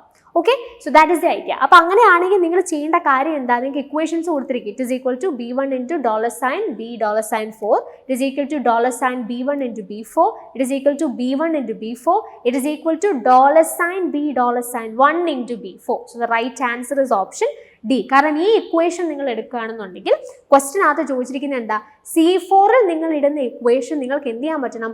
ബാക്കിയുള്ള കോളംസിൽ, അതായത് ഈ C എന്നുള്ള കോളത്തിലെ ബാക്കിയുള്ള സെൽസിലേക്ക് നിങ്ങൾക്ക് എന്ത് ചെയ്യാൻ പറ്റണം? കോപ്പി പേസ്റ്റ് ചെയ്യാൻ പറ്റണം. അങ്ങനെ കോപ്പി പേസ്റ്റ് ചെയ്യുന്ന സമയത്ത് ഈ $B $1 വിൽ ബി സ്റ്റാറ്റിക്. അത് അങ്ങനെ തന്നെ കോൺസ്റ്റന്റ് നിലനിൽക്കും. ബിക്കോസ് നമുക്ക് അവർലി റേറ്റ് ആണ് എല്ലായിടത്തും മൾട്ടിപ്ലൈ ചെയ്യേണ്ടത്. ആൻഡ് ഈ B4 എന്ന് പറയുന്നത് എന്താണ്? അർജുന്റെ അവേഴ്സ് ആണ്. അത് ഓരോ സെല്ല് താഴേക്ക് നമ്മൾ സിയിൽ മാറുമ്പോൾ തോറും നമുക്കത് മാറിക്കൊണ്ടിരിക്കണം. ഓരോരുത്തരുടെയും അവേഴ്സ് ഡിഫറെൻ്റ് ആണ്. അത് റിലേറ്റീവ് ആയി നമുക്ക് മാറണം. റിലേറ്റീവ് എന്ന് പറഞ്ഞാൽ എന്താ? Just B4. അബ്സല്യൂട്ട് കോൺസ്റ്റന്റ് ആക്കി വെക്കണമെങ്കിൽ $B $1. So the right answer is option D. Of course, ഈ ഒരു എക്സലുമായിട്ട് ബന്ധപ്പെട്ട കാര്യങ്ങൾ നമുക്ക് ഇങ്ങനെ ഒരു PPT-യിലൂടെ അത് എക്സ്പ്ലെയിൻ ചെയ്യുന്നതിന് കുറച്ച് പരിമിതികളുണ്ട് അല്ലേ? അത് നിങ്ങൾക്ക് എക്സൽ കാണിച്ച് അല്ലെങ്കിൽ എക്സൽ തന്നെ സ്പ്രെഡ്ഷീറ്റിൽ തന്നെ അത് കാണിച്ചു തരുമ്പോൾ നിങ്ങൾക്ക് കിട്ടുന്ന ഒരു ഐഡിയ ചിലപ്പോൾ ഒരു PPT-യിൽ നിങ്ങൾക്ക് കിട്ടിയെന്ന് വരില്ല. അപ്പോൾ ആ ഒരു പരിമിതികളിൽ നിന്നുകൊണ്ടാണ് ആ ഒരു കാര്യം എക്സ്പ്ലെയിൻ ചെയ്യാനായിട്ട് ശ്രമിച്ചിട്ടുള്ളത്. മാക്സിമം നിങ്ങൾക്ക് അത് മനസ്സിലാവുന്ന രീതിയിലേക്ക് പറയാനായിട്ട് ഞാൻ ട്രൈ ചെയ്തിട്ടുണ്ട്. അപ്പോൾ നിങ്ങൾക്ക് കുറച്ചൊക്കെ കാര്യങ്ങൾ മനസ്സിലായെന്ന് വിശ്വസിക്കുന്നു. സോ എക്സൽ നമ്മൾ യൂഷ്വലി ക്ലാസ്സിലൊക്കെ നമ്മൾ പഠിപ്പിക്കുമ്പോൾ കൃത്യമായിട്ട് എക്സലും കൂടെ വെച്ചിട്ട് നമ്മളൊരു എക്സാമ്പിൾ വെച്ച് പഠിപ്പിക്കുന്ന സമയത്ത് കുറച്ചുകൂടെ നന്നായി അത് കണക്ട് ചെയ്യാൻ പറ്റും. അപ്പോൾ അതിൻ്റെ ഒരു പരിമിതി ഉള്ളത് വെച്ചിട്ടാണ് നമ്മളതൊന്ന് എക്സ്പ്ലെയിൻ ചെയ്യാൻ ശ്രമിച്ചത്. അപ്പോൾ എനിവേ നിങ്ങൾക്ക് ഒരു ഐഡിയ കിട്ടി കാണുമല്ലോ, ഇതൊക്കെയാണ് ഇങ്ങനെയൊക്കെയാണ് ഇതിന്ന് ക്വസ്റ്റ്യൻസ് വരുന്നത്. അപ്പോൾ എങ്ങനെയാണ് ആ ക്വസ്റ്റ്യൻസിനെ ഡീൽ ചെയ്യേണ്ടതെന്നുള്ളത് നിങ്ങൾക്ക് മനസ്സിലാവും. ആൻഡ് ഓൾസോ ഞാൻ ഓൾറെഡി പറഞ്ഞതുപോലെ ഇതിനോട് ആഡ് ഓൺ ചെയ്ത് തന്നെ ഇതിൻ്റെ കൂടെ നമുക്ക് ഈ ഒരു എക്സലുമായിട്ട് ബന്ധപ്പെട്ടിട്ടുള്ള വേറെ ഫോർമുലാസ് ഒക്കെ പഠിക്കാനായിട്ടുണ്ട്. സോ അതും നിങ്ങളൊരു എക്സാം പോയിന്റ് ഓഫ് വ്യൂ പഠിക്കുന്നത് നന്നായിരിക്കും. ഓക്കെ, സോ അങ്ങനെ നമ്മൾ ഈ ഒരു സെഷൻ്റെ ഒരു അവസാനത്തിലേക്ക് വന്നിരിക്കുകയാണ്. So ICT information and communication ടെക്നോളജിയാണ് നമ്മൾ ഈ ഒരു പെർട്ടിക്കുലർ ഏരിയയിൽ ഡിസ്കസ് ചെയ്തത്, ഈ വീഡിയോയിൽ ഡിസ്കസ് ചെയ്തത്. സോ നമ്മൾ ഓൾറെഡി പറഞ്ഞതുപോലെ നമുക്ക് ഒരു മാരത്തൺ വീഡിയോ സീരീസിൽ നമുക്ക് ICT-നെ കുറിച്ച് വളരെ ഡീറ്റെയിൽഡ് ആയിട്ടൊരു അനാലിസിസ് നമ്മൾ ചെയ്തിരുന്നു. അതിനകത്ത് പ്രധാനപ്പെട്ട ഏരിയാസും ചില ടോപ്പിക്സും അതിൻ്റെ ക്വസ്റ്റ്യൻ ഡിസ്കഷൻസും ഒക്കെ നമ്മൾ ഓൾറെഡി ചെയ്തിരുന്നതാണ്. സോ അതിനെ ബേസ് ചെയ്തു അല്ലെങ്കിൽ അതിനോട് കൂടെ നിങ്ങൾക്ക് കുറച്ചുകൂടെ അപ്ഡേറ്റഡ് ആയിട്ടുള്ള ചില കാര്യങ്ങൾ പഠിക്കുക എന്നുള്ള അല്ലെങ്കിൽ അങ്ങനെ ഒരു ഉദ്ദേശത്തോടെയാണ് നമ്മൾ ഈ സീരീസ് ചെയ്യുന്നത്. അപ്പോൾ അതിനകത്തെ ലോജിക്കൽ റീസണിങ് നമ്മൾ ഓൾറെഡി കഴിഞ്ഞു. ICT ആണ് ഈ സെഷനിൽ നമ്മൾ ഡിസ്കസ് ചെയ്തത്. 5 പ്രധാനപ്പെട്ട ഇമ്പോർട്ടൻ്റ് ആയിട്ടുള്ള ടോപ്പിക്സ് നമ്മളിവിടെ കവർ ചെയ്യാൻ ശ്രമിച്ചു. 5 ടോപ്പിക്സ് എന്ന് പറഞ്ഞാൽ ജനറൽ ആയിട്ട് 5 ടോപ്പിക്സ് ആണെങ്കിൽ പോലും അതിനുള്ളിൽ വീണ്ടും നമ്മൾ കുറേ സബ് കാറ്റഗറീസ് പഠിച്ചിട്ടുണ്ട് അല്ലേ? ഇപ്പോൾ സോഷ്യൽ എഞ്ചിനീയറിംഗ് എന്ന് പറയുന്ന ഒരു ടോപ്പിക് നമ്മൾ എടുത്തപ്പോൾ we discussed about phishing, smishing, pharming അങ്ങനെയുള്ള കോൺസെപ്റ്റുകൾ നമ്മൾ പറഞ്ഞു. Then we discussed about types of RAM and ROM അല്ലേ? Types of RAM, DRAM, SRAM, അതുപോലെ ROM-ൻ്റെ ടൈപ്സ്, PROM, EPROM, EEPROM അങ്ങനെ കുറേ കാര്യങ്ങൾ നമ്മളവിടെ ഡിസ്കസ് ചെയ്തു. Then we discussed about World Wide Web. World Wide Web എന്ന് പറഞ്ഞൊരു ടേമിനെ കുറിച്ചല്ല നമ്മളവിടെ ഫോക്കസ് ചെയ്തത്. അഫ്കോഴ്സ് അതിൻ്റെ ഒരു ഹിസ്റ്ററി ഒക്കെ നമ്മൾ പറഞ്ഞു.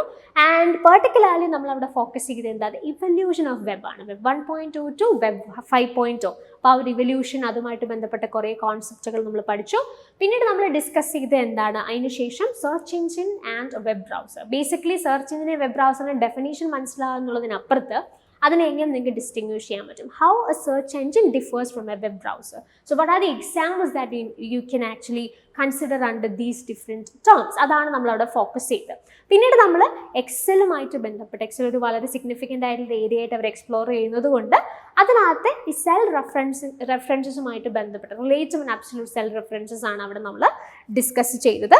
So even though 5 updated topics എന്നുള്ളൊരു ടൈറ്റിൽ നമ്മൾ പറയുമ്പോഴും അതിനുള്ളിൽ ഒരുപാട് എക്സ്ട്രാ കാര്യങ്ങൾ കൂടെ നമ്മൾ ഡിസ്കസ് ചെയ്യുന്നുണ്ട്. അപ്പോൾ തീർച്ചയായിട്ടും നിങ്ങളുടെ ഒരു എക്സാം പ്രിപ്പറേഷനിൽ ഇങ്ങനെ നമ്മളെപ്പോഴും പറയുന്നൊരു പോയിന്റാണ്, പേപ്പർ 1ൻ്റെ ഏറ്റവും വലിയൊരു ഇമ്പോർട്ടൻസ് അല്ലെങ്കിൽ അതിൻ്റെ ഒരു ഇൻട്രസ്റ്റിംഗ് പാർട്ടെന്ന് പറയുന്നത് എന്താണ്, നമ്മൾ തന്നെ നമ്മളെ അപ്ഡേറ്റ് ചെയ്തുകൊണ്ടിരിക്കുക എന്നുള്ളതാണ് അതിൻ്റെ ഏറ്റവും പ്രധാനപ്പെട്ട ഒരു കാര്യം. ബീയിങ് ടീച്ചേഴ്സ് ഓർ ലേണേഴ്സ്, ആ ഒരു അപ്ഡേറ്റഡ് ആയിട്ടുള്ള പോർഷൻസ് ഐഡൻറ്റിഫൈ, അത് പഠിക്കുക എന്നൊക്കെ ഉള്ളത് വളരെ ഇമ്പോർട്ടൻ്റ് ആണ്.